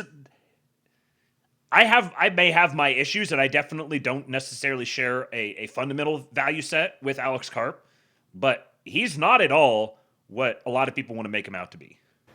And so I think that's legitimate, non-legitimate. You can argue that. I would say on the labor and then privacy. So I would say a lot of the critiques come down to, well, what will happen to me and my children? I think I can't think of any technology that has at least been where I've interacted with it, meaning the last 25 years, and in a weird way before that, that had this kind of aspiration and actual ability to have a global impact on labor. There are all sorts of disparities in this culture. We are a society divided by class, I would say by gender often. Many Americans would say by race. I am much more of a classist, but in any case, where obviously disproportionately affected depending on what you are in that stack. But every single one of these things, AI is going to have can have a different and disproportionate impact on. And then we have the reality that there is no class of people that has as little support probably as tech leaders in this country. And there is an issue. I mean, I'm not, of like how much wealth can, one very small group of people have without that pissing off people or giving them sense this is not a fair, maybe potentially rigged game.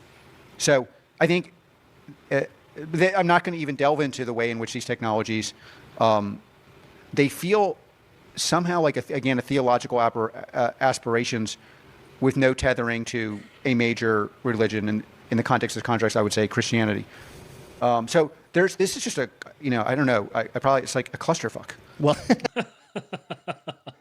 yeah, Living Dead. I just can't be mad at this guy. He's, at the very least, you can see he's very the good faithness just pours out of it. He can't help himself.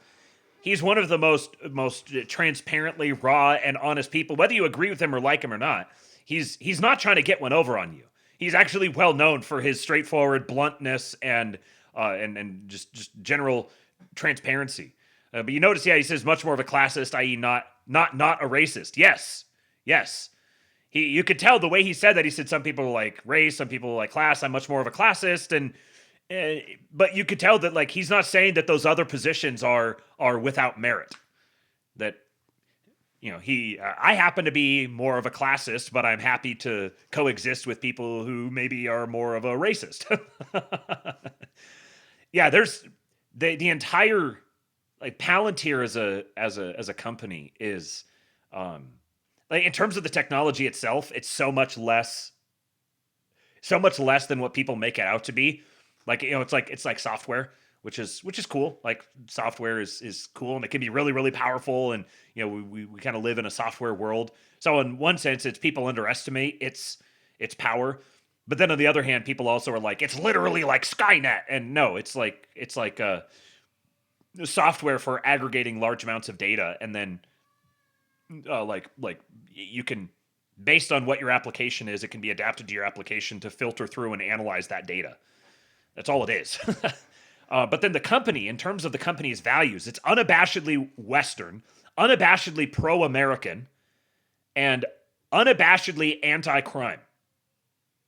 And they have as one of their key North Stars that the United States be the have no competitor on the global stage.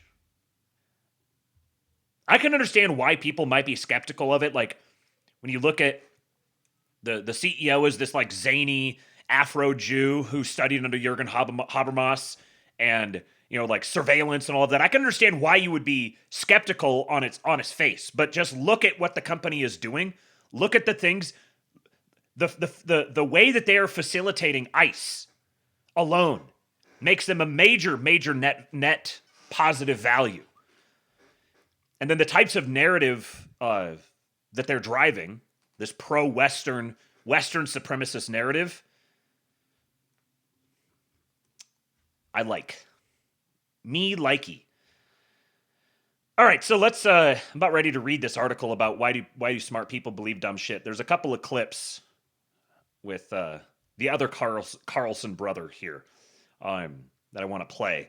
Will Chamberlain is a guy who's definitely much more Zionist than I like, but he's also a fantastic poster, and generally with respect to domestic politics, he is he has few competitors, and I very much enjoy watching him engage with Uncle Buck here.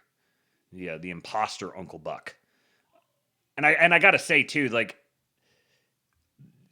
I mean, you've got Clay Travis here with kind of the wider eyes, but look at all of these four guys. They've all got the downward canthal tilt. Really, really dramatic for both Piers and Buckley. But they've all got these like really narrowed eyes. Buckley looks rough, man. But anyways, so this is talking about Thomas Massie. Well, I think that's just simply mistaken. Remember, Thomas Massie wasn't broke here. He had over $10 million of his own to spend, sourced from libertarians nationwide. So if he wanted to get his message out there, he easily did so. And the problem was that his message was schizophrenic. And it's not Israel, it's the big, beautiful bill. Remember, I mean, you posed this statistic where you said 90% of the time he supported the Republican Party.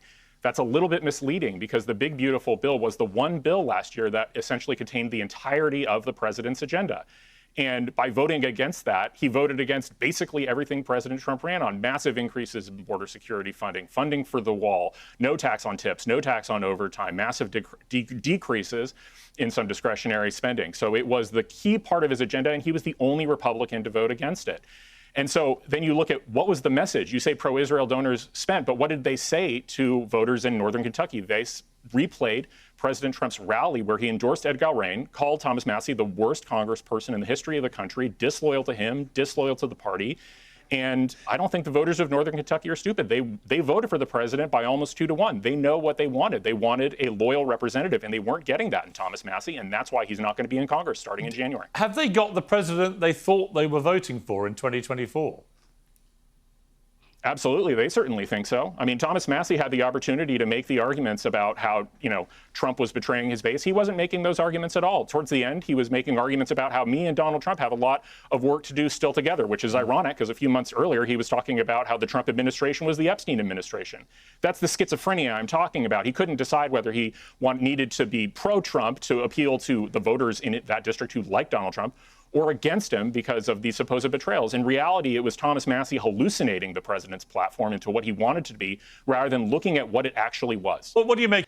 Just nailed it. I mean, the mere fact that, like, there's lots of people who want to complain. All these angry libertarians will talk about how Ed Gowrine like ducked debates and was like a terrible candidate and everything. And I'm like, you guys don't seem to get that makes it even worse for Massie. That's how bad he was. That's how comprehensively dissatisfied his voters were with him. That they were willing to vote for this other guy simply because Donald Trump endorsed him. They're literally just like, Donald Trump told me this guy? All right, sounds good. This guy. I'm done with you. The whole, like that fact alone is an answer to Pierre's question that, are they getting the president that they voted for? Well, clearly, because his mere endorsement of this basically non-factor was enough to carry him over by 11 points. It wasn't close. Think of it, Buckley, in particular, do you think this is because of Israel, or do you think it's actually because he took on Trump, as Will just said, over the big, beautiful bill, and that was pretty much all of Trump's agenda, and therefore, if you're going to do that, Trump would see that as a massively antagonistic, negative attack on what he wants to do, and so he decided to take him down? I think Glenn made the case pretty convincingly with the data that he just presented here. I would just say I have a little bit different perspective in that we are so used to lying and obfuscation and weasel words, as we often see from Will Chambers here. But Donald Trump has clearly articulated exactly the way forward for the new MAGA coalition. He's straightforward and clear, as he was in that tape that you didn't show the whole clip, I don't believe, but he's talking now. He's acknowledged his donors are rich Israeli billionaires. He's acknowledged his base is actually in Israel. He's acknowledged he's pro-endless wars. He's acknowledged he's pro-surveillance. He's against the Constitution. He's perfectly happy for Americans to be miserable economically. He's perfectly happy to listen to purveyors of global misery like Trump has confirmed that he is perfectly happy for his voters to be miserable economically. I just noticed this. There's young Tucker. I think this is their dad. I think, or is that Jerry Garcia? I can't tell through the glasses still dim the screen enough that I can't completely make it out. That is Jerry, okay. If I remember right, I think their dad actually, it just occurred to me now, I think their dad actually looks kind of similar to Jerry Garcia. There's probably a reason for that. Like Miriam Adelson, which is totally consistent with the people in Thomas Massie's district who suffer from joblessness and drug addiction and depression. Now we get more of that. It's kind of nice that Donald Trump made it very clear that there's going to be more disdain, more contempt, more drug addiction, more surveillance, more protection of pedophiles. It's kind of nice to know your enemy. And I think if you talk to people in the administration that's been tearing apart all these pedophile networks and arresting all of them and returning missing children to their parents, the ones that have been, we're talking about drug addiction, the administration that's been bombing the fentanyl boats, that has been declaring all these different drug trafficking organizations that are trafficking the fentanyl as foreign terrorist organizations. You know, like, how do you on one hand say Trump has confirmed that he's just fine with drug addiction, and also it's really, really bad that he is trying to engage in fisticuffs with China? Like, how do you have both of these thoughts in your head at the same time? The base, in the grassroots of the Republican Party, you'll notice that a lot of people are actually leaving. It's exactly this kind of talk, which is why Ed Gowrine is now going to be the representative from Kentucky. Exactly this kind of talk. Republican primary voters heard this message, and they keep talking over me, but Donald Trump talked over his supporters. The people who put him in office, Will, the people who put him in office voted for a very clear agenda, absolutely articulated over an entire decade. The people who voted... And we just got a great little referendum on it.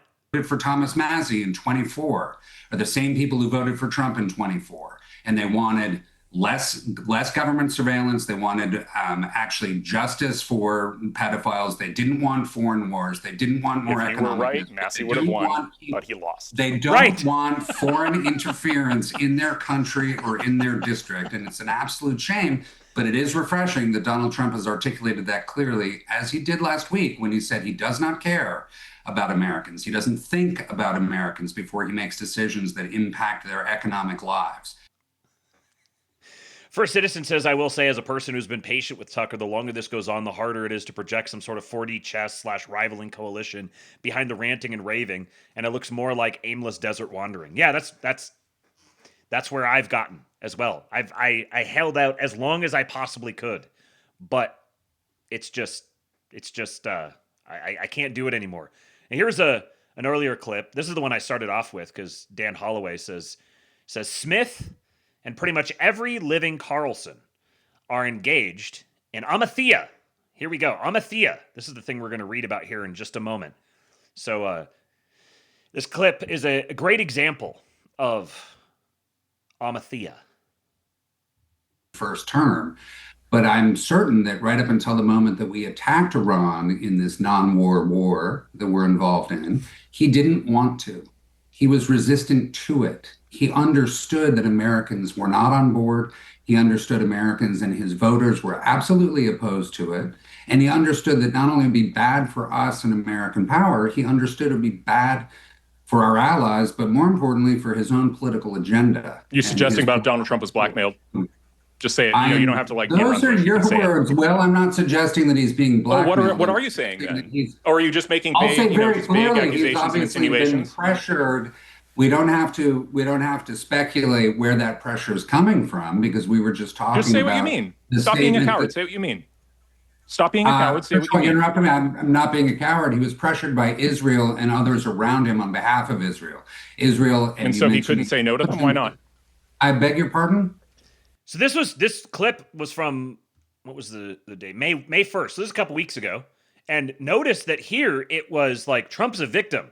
Trump is being pressured. Trump is cornered. And a couple weeks later, it's Trump doesn't care about his voters. Trump wants his people to suffer. Trump wants wants more drug addiction and economic devastation. And he actively wants this. You can see it's taken 3 weeks to go from Trump is being pressured to Trump actively wants this. Why couldn't he say no to them? What's your theory? That's you can speculate about the kind of pressure he's been. How about you under. speculate? You're the one who's proffering the theory. It's not a theory; it's fact. It's already been said. Oh, that he's being blackmailed. That he couldn't say no to Iran. Well, That's your theory. You're asking him to speculate and then criticizing him for speculating. Yeah, right. I mean, like, I don't know. My point is that it's nonsense. He's the enough. president of the United States and a billionaire real estate magnate. This is just Russiagate recircled. The idea that you guys pretending to be such great models Right. I like that. are rehashing Russiagate the Democratic recircled. playbook of 2016 is just like so telling. No, guess what? it's not the same thing. Well, I don't know. Have nukes. People who undermined America for if Trump's first term. Israel's just taking the place of Russia, but it's a 10-year-old theory. Can I just say this? Can I say this? Will, can I Russiagate. It's Israel. But if you don't mind, all right, don't all talk at once. Don't all talk at once. Okay, so Smith and pretty much every living Carlson are engaged in Amathea. Why do smart people believe dumb shit? This is from Dan Holloway. One of the great failures of modern life is not a shortage of intelligence. It's the quiet assumption that intelligence itself is a shield against being wrong. This might be the ultimate form of credentialism, that intellect on its own is somehow infallible. Of course, that assumption is false, and it has become increasingly dangerous. History and the daily news cycle are crowded with people who are highly educated, credentialed, and verbally sophisticated, yet who believe claims that are plainly untrue, internally incoherent, or long refuted by evidence. More striking still, these beliefs often harden when challenged. Counter-arguments are not considered, data is summarily dismissed, and reality itself becomes negotiable. For the casual observer, it's hard to understand. This is not a failure of IQ, it's not a lack of access to information. In many cases, it's precisely the opposite. Intelligence is being used to rationalize error rather than correct it. Argument becomes a defensive tool, not a truth-seeking one. Language is deployed to protect belief, not test it. This makes the phenomenon far more dangerous than ordinary ignorance. The uneducated can learn and solve their problems. The curious can be corrected. But the person who believes he already knows becomes unreachable. Error, once fused to identity and status, is no longer something to be examined, it's something to be defended. The ancient Greeks recognized this danger clearly. They gave it a name: amathia, the ignorance of thinking you know when you do not. And they understood that civilizations do not fall because of ignorance alone, but because of ignorance armored with certainty.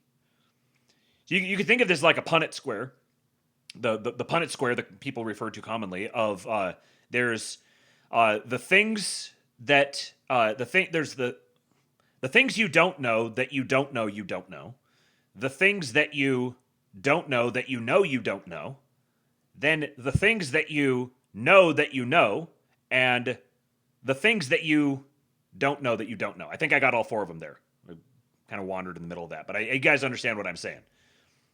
So there are things that you don't know, which are the hardest to remain aware of.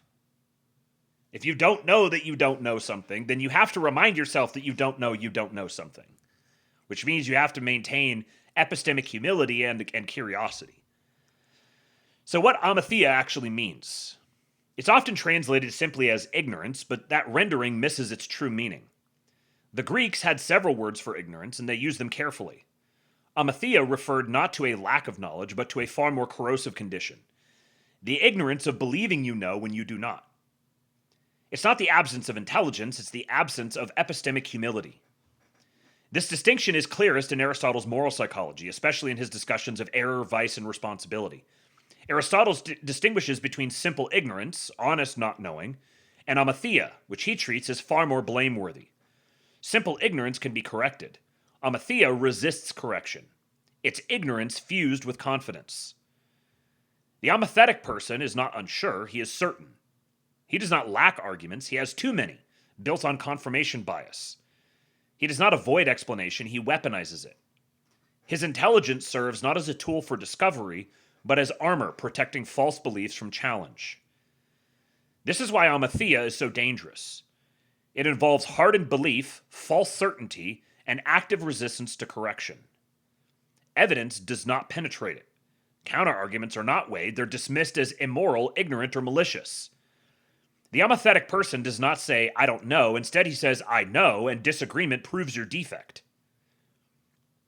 In this way, amathia closes the door to learning entirely.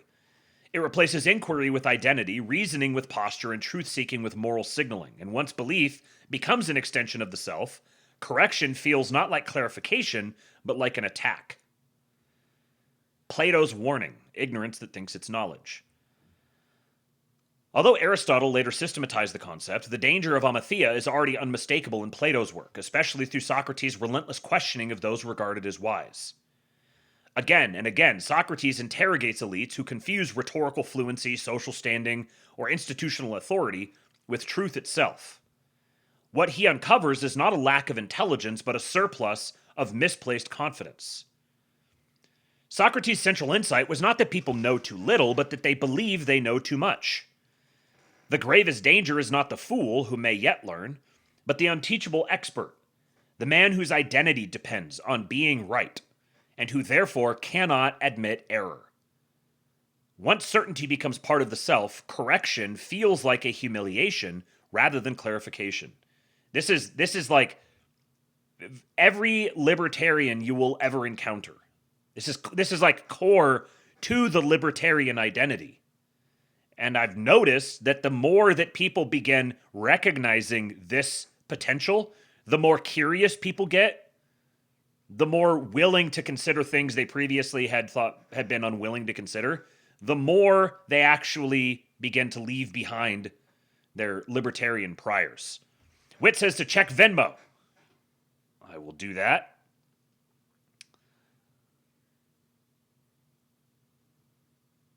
Maybe I checked it too quick. Hasn't come through just yet. I will say, let's see. We're at 168 out of 400. If we can get within $30 of there was $30 worth of the big kicks that Pale Morning Dude and Jeff Accordion were competing with earlier. So if we get within $30 of the goal today, then I'll do the giveaway. I'll just roll those in and include them. Excuse me. $33 from Wit. It says white pill prescription fee. Thank you, sir. I appreciate you. You guys, of course, can use Cash App and Venmo as well at King Pill. Just let me know like he did. Boner alert. Trump's a Jew. Thank you, Wit. So just add, I'm not going to go update it right here at the moment, but just add $63 to whatever we're at right now. Thank you for the kicks, Emperor Atreides. This is why Socrates famously claimed to be wise only in knowing that he did not know. This was not performative humility or rhetorical modesty. It was an epistemological safeguard, a deliberate refusal to confuse confidence with wisdom. By preserving the ability to doubt himself, Socrates preserved the ability to learn. And by exposing false certainty in others, he revealed the deepest threat to truth. Not ignorance, but ignorance that believes itself enlightened. When I listened to that debate the other night, the first time I listened to that debate with Kevin O'Leary and Tucker Carlson, all I could think about was this article. This is like every single thing that Tucker was saying. It was just Amathea. And when I just watched it with you guys just now here today, I'm sitting here thinking Amathea. Aristotle on Amathea. Ignorance that becomes vice. Where Plato exposed Amathea through dialogue and irony, Aristotle confronted it directly as a moral and intellectual failure. For Aristotle, ignorance was not a single category. Some ignorance is involuntary and excusable, a simple lack of information. Amathea, by contrast, is culpable. It is ignorance that persists because the person believes himself already wise. But this person has willfully shielded their eyes from the danger coming their way, and yet danger comes despite their chosen ignorance. I think this is a thing that, especially people who have been red-pilled, they're very much at risk of this. Because there's like there's something that's gratifying about discovering that you were in the Matrix and then you extracted yourself from the Matrix and now I'm outside the Matrix. This is like there's status to that. And people are very proud of the fact that, I was being deceived before, but now the scales have been removed from my eyes and I see the world clearly. But that is almost a worse place to be in. Because then you think, there's actually nothing else that I need to learn. We talked about this as like, in the past, I remember very much being in the libertarian world and talking about like the bus. You ride the bus and then people get off the bus at different stops. And when the whole post-libertarian thing started, I used the analogy of like, I realized that there's a lot of people who just got off the bus and then there's a bunch of us that decided to get back on and see where else it goes. And then we realized we're just continuing the same process. Like the process that led me from like generic sort of run-of-the-mill like George Bush conservative to then kind of like Bernie bro 15 or so years ago to ANCAP. Like it was one continuous process. And then I just continued that process to the point where I looked back at the ANCAPs and I was like, well, I remember being where you are, but like the road keeps going. You haven't gotten to the top of the mountain. You just like set up a camp and you assume that you're at the summit. You can get back in the bus and keep on riding. There's more to this whole thing, but it's very gratifying to be like, I already know everything. In Aristotle's moral psychology, virtue depends on right reason, the ability to perceive reality accurately and deliberate well about how to act. So right reason would be the ability to perceive reality accurately and to deliberate well about how to act. Amathea corrodes this process at the root. The amathetic person does not deliberate honestly because deliberation presupposes openness to correction. Instead, he reasons defensively. His intellect no longer seeks truth, it seeks justification. Aristotle is especially clear that this form of ignorance is not neutral. It becomes a vice because it distorts judgment and hardens character. A man suffering from amathia is not merely mistaken, he is resistant to becoming less mistaken. His confidence is not the product of understanding, but the substitute for it. This is why Aristotle treats amathia as more dangerous than simple error. Error can be taught away, but false certainty must be broken before learning can begin.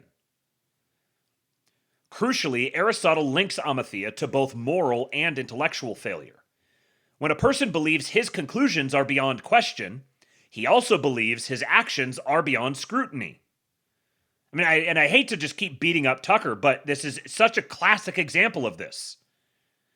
Because he believes his conclusions are beyond question, he can go engage in this totally slimy, borderline libelous sort of debate with Kevin O'Leary. He could just be completely bad faith and sarcastic and insulting and condescending because he believes his conclusions are beyond question. This is how bad ideas translate into unjust policies, cruel decisions, and institutional arrogance. Amathia does not remain abstract. It expresses itself in action. So it's not just a product of the mind. It's not just like something that happens in your head, but it ultimately informs the way that you behave. For Aristotle, the antidote is not skepticism for its own sake, but the cultivation of phronesis. Practical wisdom grounded in humility, experience, and attentiveness to reality. Wisdom begins not with cleverness, but with the discipline to admit error. Where that discipline is absent, intelligence becomes dangerous. You see, I have the discipline and the epistemic humility to admit that I'm a lesser man than Donald Trump. That when Donald Trump and I disagree, I am wrong. And so I submit myself to him. I am chud-maxing. In that sense, Aristotle offers a timeless warning. The greatest threat to reason is not ignorance, but ignorance convinced it has already arrived at the truth. Amathia in the modern world. Modern society is almost perfectly designed to reward amathia. We credential intelligence, but rarely train judgment. We prize technical expertise while neglecting the philosophical habits that make expertise answerable to reality. Certainty is rewarded as confidence, while doubt is treated as weakness or disloyalty. Intellectual humility is quietly discouraged.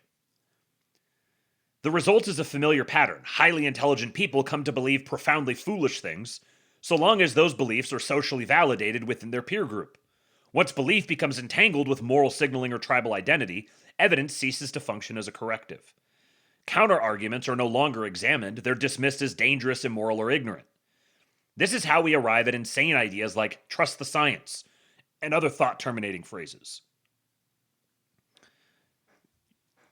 Clearly, if you're a regular consumer of the astrolabe, you know that trust the science and trust the plan are entirely different categories of thought.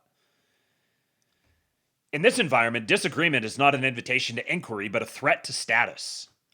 Institutions begin to drift from reality while insisting they are following the science, on the right side of history, or beyond debate. These phrases are not claims of truth, they're shields against scrutiny. Amathia flourishes wherever questioning is treated as heresy and certainty is mistaken for wisdom. One of our great warriors against Amathia is Andrew Wilson. That's why I even if I don't necessarily spend a lot of time consuming the debate sphere anymore, I appreciate him regularly taking a blowtorch to arrogant fools. Karl Popper and the Tyranny of Certainty. It could not be a philosophical Substack piece if there wasn't a reference to Popper. This danger was articulated with particular clarity in the 20th century by Karl Popper, who understood that the greatest threat to a free society is not error itself, but certainty that cannot be corrected. Error, Popper argued, is not the enemy of knowledge, it's the mechanism by which knowledge advances. For Popper, progress occurs not through proof or final answers, but through falsification. The willingness to expose our ideas to criticism and allow bad ones to die in our place. A society that cannot tolerate being wrong cannot learn. And a society that cannot learn must eventually compensate with coercion. When persuasion fails, power fills the gap. Popper warned that utopian systems and ideological movements almost always slide into tyranny for this reason. They claim not merely to be right, but to be unquestionably right. Once a vision is treated as settled truth, dissent ceases to be a disagreement and becomes a defect.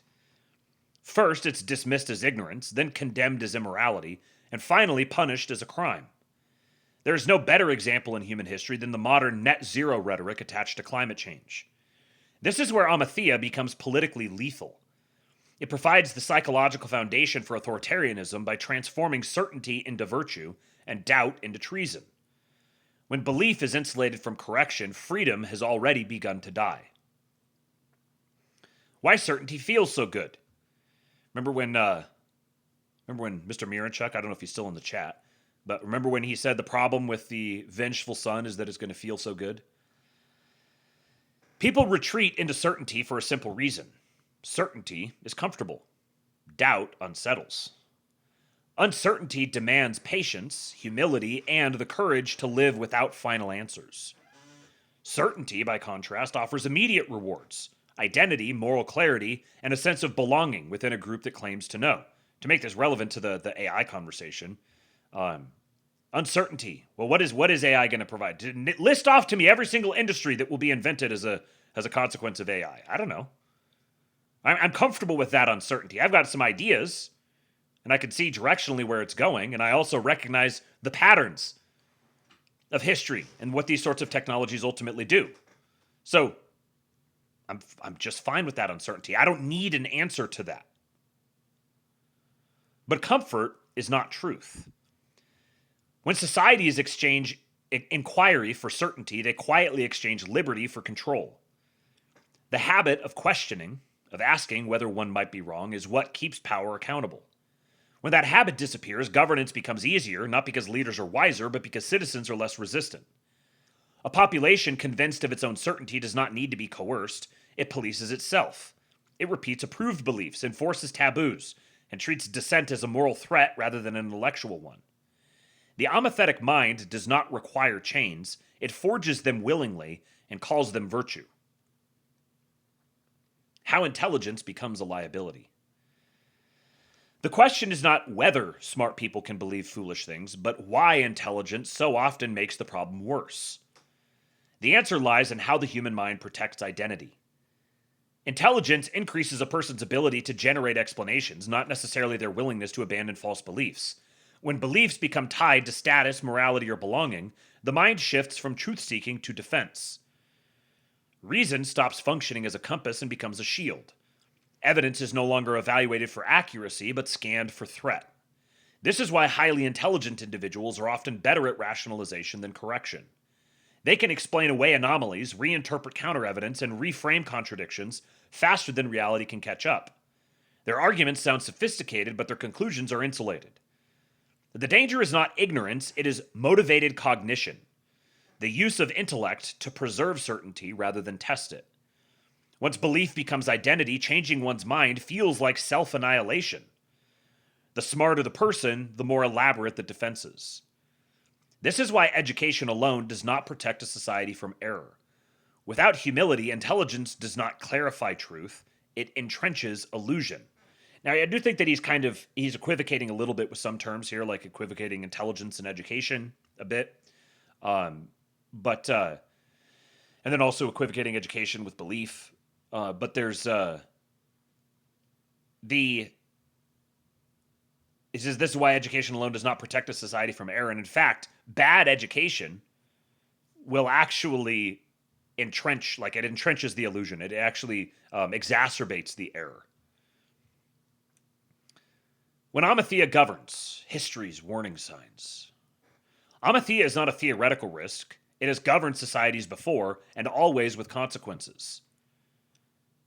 History shows a recurring pattern. Educated elites become convinced they possess not just knowledge, but moral inevitability. Policies persist long after evidence of failure emerges. Dissent is reframed as ignorance or malice. Catastrophic outcomes are rationalized as necessary sacrifices. In these moments, intelligence does not correct course, it accelerates collapse. Institutions double down, experts close ranks, and the cost is borne by those with the least power to object. What makes these failures especially dangerous is that they are self-justifying. Each failure is explained as insufficient commitment rather than flawed reasoning. Each criticism is dismissed as backward or unethical. True communism has never been attempted, they'll say. And by the time reality becomes undeniable, accountability is impossible. Amathea turns catastrophe into doctrine and then defends it as progress. And this is kind of liberalism writ large. Like libertarianism is kind of like like a hyper distilled liberalism, which is like it's basically the purpose of it, to try to distill and distribute it as comprehensively as possible. But this is the whole liberal project. How Amathea reveals itself. Amathea has a distinct behavioral signature. It can be recognized long before outcomes turn disastrous. You're likely dealing with amathetic reasoning when certainty replaces argument, moral condemnation replaces rebuttal, appeals to authority replace evidence, disagreement is framed as harm, questions are labeled dangerous, debate is declared settled. Language shifts first. Phrases like beyond debate, the science is settled, or on the right side of history are not claims of truth. They're attempts to foreclose inquiry. They're designed to terminate further thought on the matter. Another marker is emotional escalation. The weaker the evidence, the stronger the outrage. Certainty grows louder as reality resists. Amathea does not argue in good faith, it is performative certainty. And once performance replaces inquiry, persuasion is no longer the goal, compliance is. Recognizing these signs early is essential. By the time coercion appears, the intellectual collapse has already occurred. This here, not arguing in good faith, performative certainty, this is like the way Tucker would ask these questions of O'Leary, and you could tell by the follow-ups that he would ask that he wasn't actually interested in the answer. He already had the follow-up planned and was going to ask the follow-up and direct the conversation in the same way, irrespective of what the answers were. How to insulate yourself from Amathea. Avoiding Amathea requires more than intelligence, it requires deliberate discipline. The first rule is simple and uncomfortable. Treat your strongest beliefs as the most suspect. The more emotionally attached you are to a conclusion, the more aggressively you should test it. Those of us who are high in openness, this actually comes pretty easy. There's not a lot of, like, openness is generally correlated strongly with, like, libness. I mean, it makes sense. Like, conservative is not necessarily open, but there are a few weirdos like yours truly, who I think last time I was tested, I was like 98th percentile in openness. So this actually comes very easy to me. Practical safeguards include actively seeking the best arguments against your position, separating moral worth from intellectual correctness, asking what evidence would change your mind and meaning it, noticing when disagreement feels like insult, and delaying conclusions when certainty feels urgent. This is a big one. Asking what evidence would change your mind and then seriously contemplating that. And being able to get to this point in a conversation with someone can be pretty useful as well. But like, to continue using the Tucker example, what evidence do you think Kevin O'Leary could have brought to bear that would have changed his mind? Having watched that, is there anything that you think Kevin O'Leary could have said that would have caused Tucker to, like, alter course or reconsider the whole premise? Humility is not passivity, it's vigilance against self-deception. The goal is not perpetual doubt, but earned confidence. Beliefs that have survived exposure rather than avoidance. Iron sharpens iron. This posture is demanding, it costs comfort and status, but it preserves freedom. A mind trained to question itself cannot be easily captured by ideology. Dealing with amathetic thinkers. Not every false belief can be corrected, and not every conversation should be attempted. With amathetic individuals, facts alone rarely work, evidence is interpreted as threat, and correction feels like attack. Argument often strengthens resistance. Engagement is only productive when identity is not fully fused to belief, Status is not at risk, and the person can admit uncertainty elsewhere. When those conditions are absent, the goal should shift. Do not persuade, contain. Don't debate endlessly, clarify boundaries. State truth plainly, refuse moral intimidation, and disengage without hostility. The mistake is believing every error must be corrected through argument. Some must be resisted through limits. A society that treats every false certainty as merely another opinion eventually submits to it and loses its epistemology. I find it is helpful to ask questions rather than make declarative statements.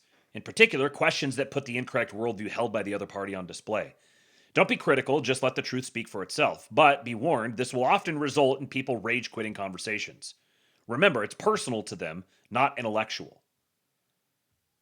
Freedom requires knowing when reason can persuade and when firmness must replace dialogue. The responsibility of the citizen. The cure for amathia is not fashionable skepticism or endless relativism. Those solutions lead to nihilism or postmodernist nonsense. Doubt without standards dissolves truth just as surely as false certainty suppresses it. They're like two sides of the same coin. This kind of like the, if I could, maybe sort of like a generative, not generative, but like in the sense of generations. There's like you had the new atheists who are just like relentlessly skeptical and devolve into inane relativism. And the flip side of that is it's the false certainty. And the two of them go together. The remedy is more demanding. Intellectual humility paired with moral seriousness. Simply put, it's defeated by better citizens. And this is what I just keep coming back to. Every single one of these political questions, these societal questions, is answered by this. Cultivating better citizens and ensuring that those better citizens take seriously their responsibility to lead. They don't just view leadership and governance with contempt or dismissiveness or challenge the very notion that it should even exist. This is one of the big problems with libertarianism, anarchism, etc. Is they won't even recognize they sit around all day just questioning the authority rather than accepting that the authority exists and that we have two options. The authority is going to be wielded by bad people, or the authority is going to be the authority is going to be wielded by good people. That's it. Those are the only options. And the vast majority of political conversations just reduce to, it's not the structure of the government itself that matters. It's the composition of the people who are wielding the government. A free society depends on ordinary people who refuse to outsource judgment, who resist the seduction of certainty, and who value truth over comfort. Institutions follow culture. When citizens abandon humility, power fills the gap. I don't completely agree with this here. I think that institutions mold culture as much as they follow it, though you get a chicken and an egg thing because there isn't like an arbitrary starting point. So institutions are following the previous culture and molding the future culture. It's actually kind of ideal when ordinary people can just kind of outsource judgment, but you don't want to have it be that way completely. You want the people who just want to grill and they're willing to outsource the judgment on things to the people of good character, of good moral character, who are in positions of power. And this comes back to why the only way that you can have a system of government like the U.S. system of government is with a high-quality citizenry. This is why thinkers from Aristotle to Karl Popper warned that epistemic failure precedes political failure. Tyranny does not begin with force, it begins with certainty that cannot be questioned. Amathia is therefore not merely a personal defect or an academic concern, it's a civilizational risk.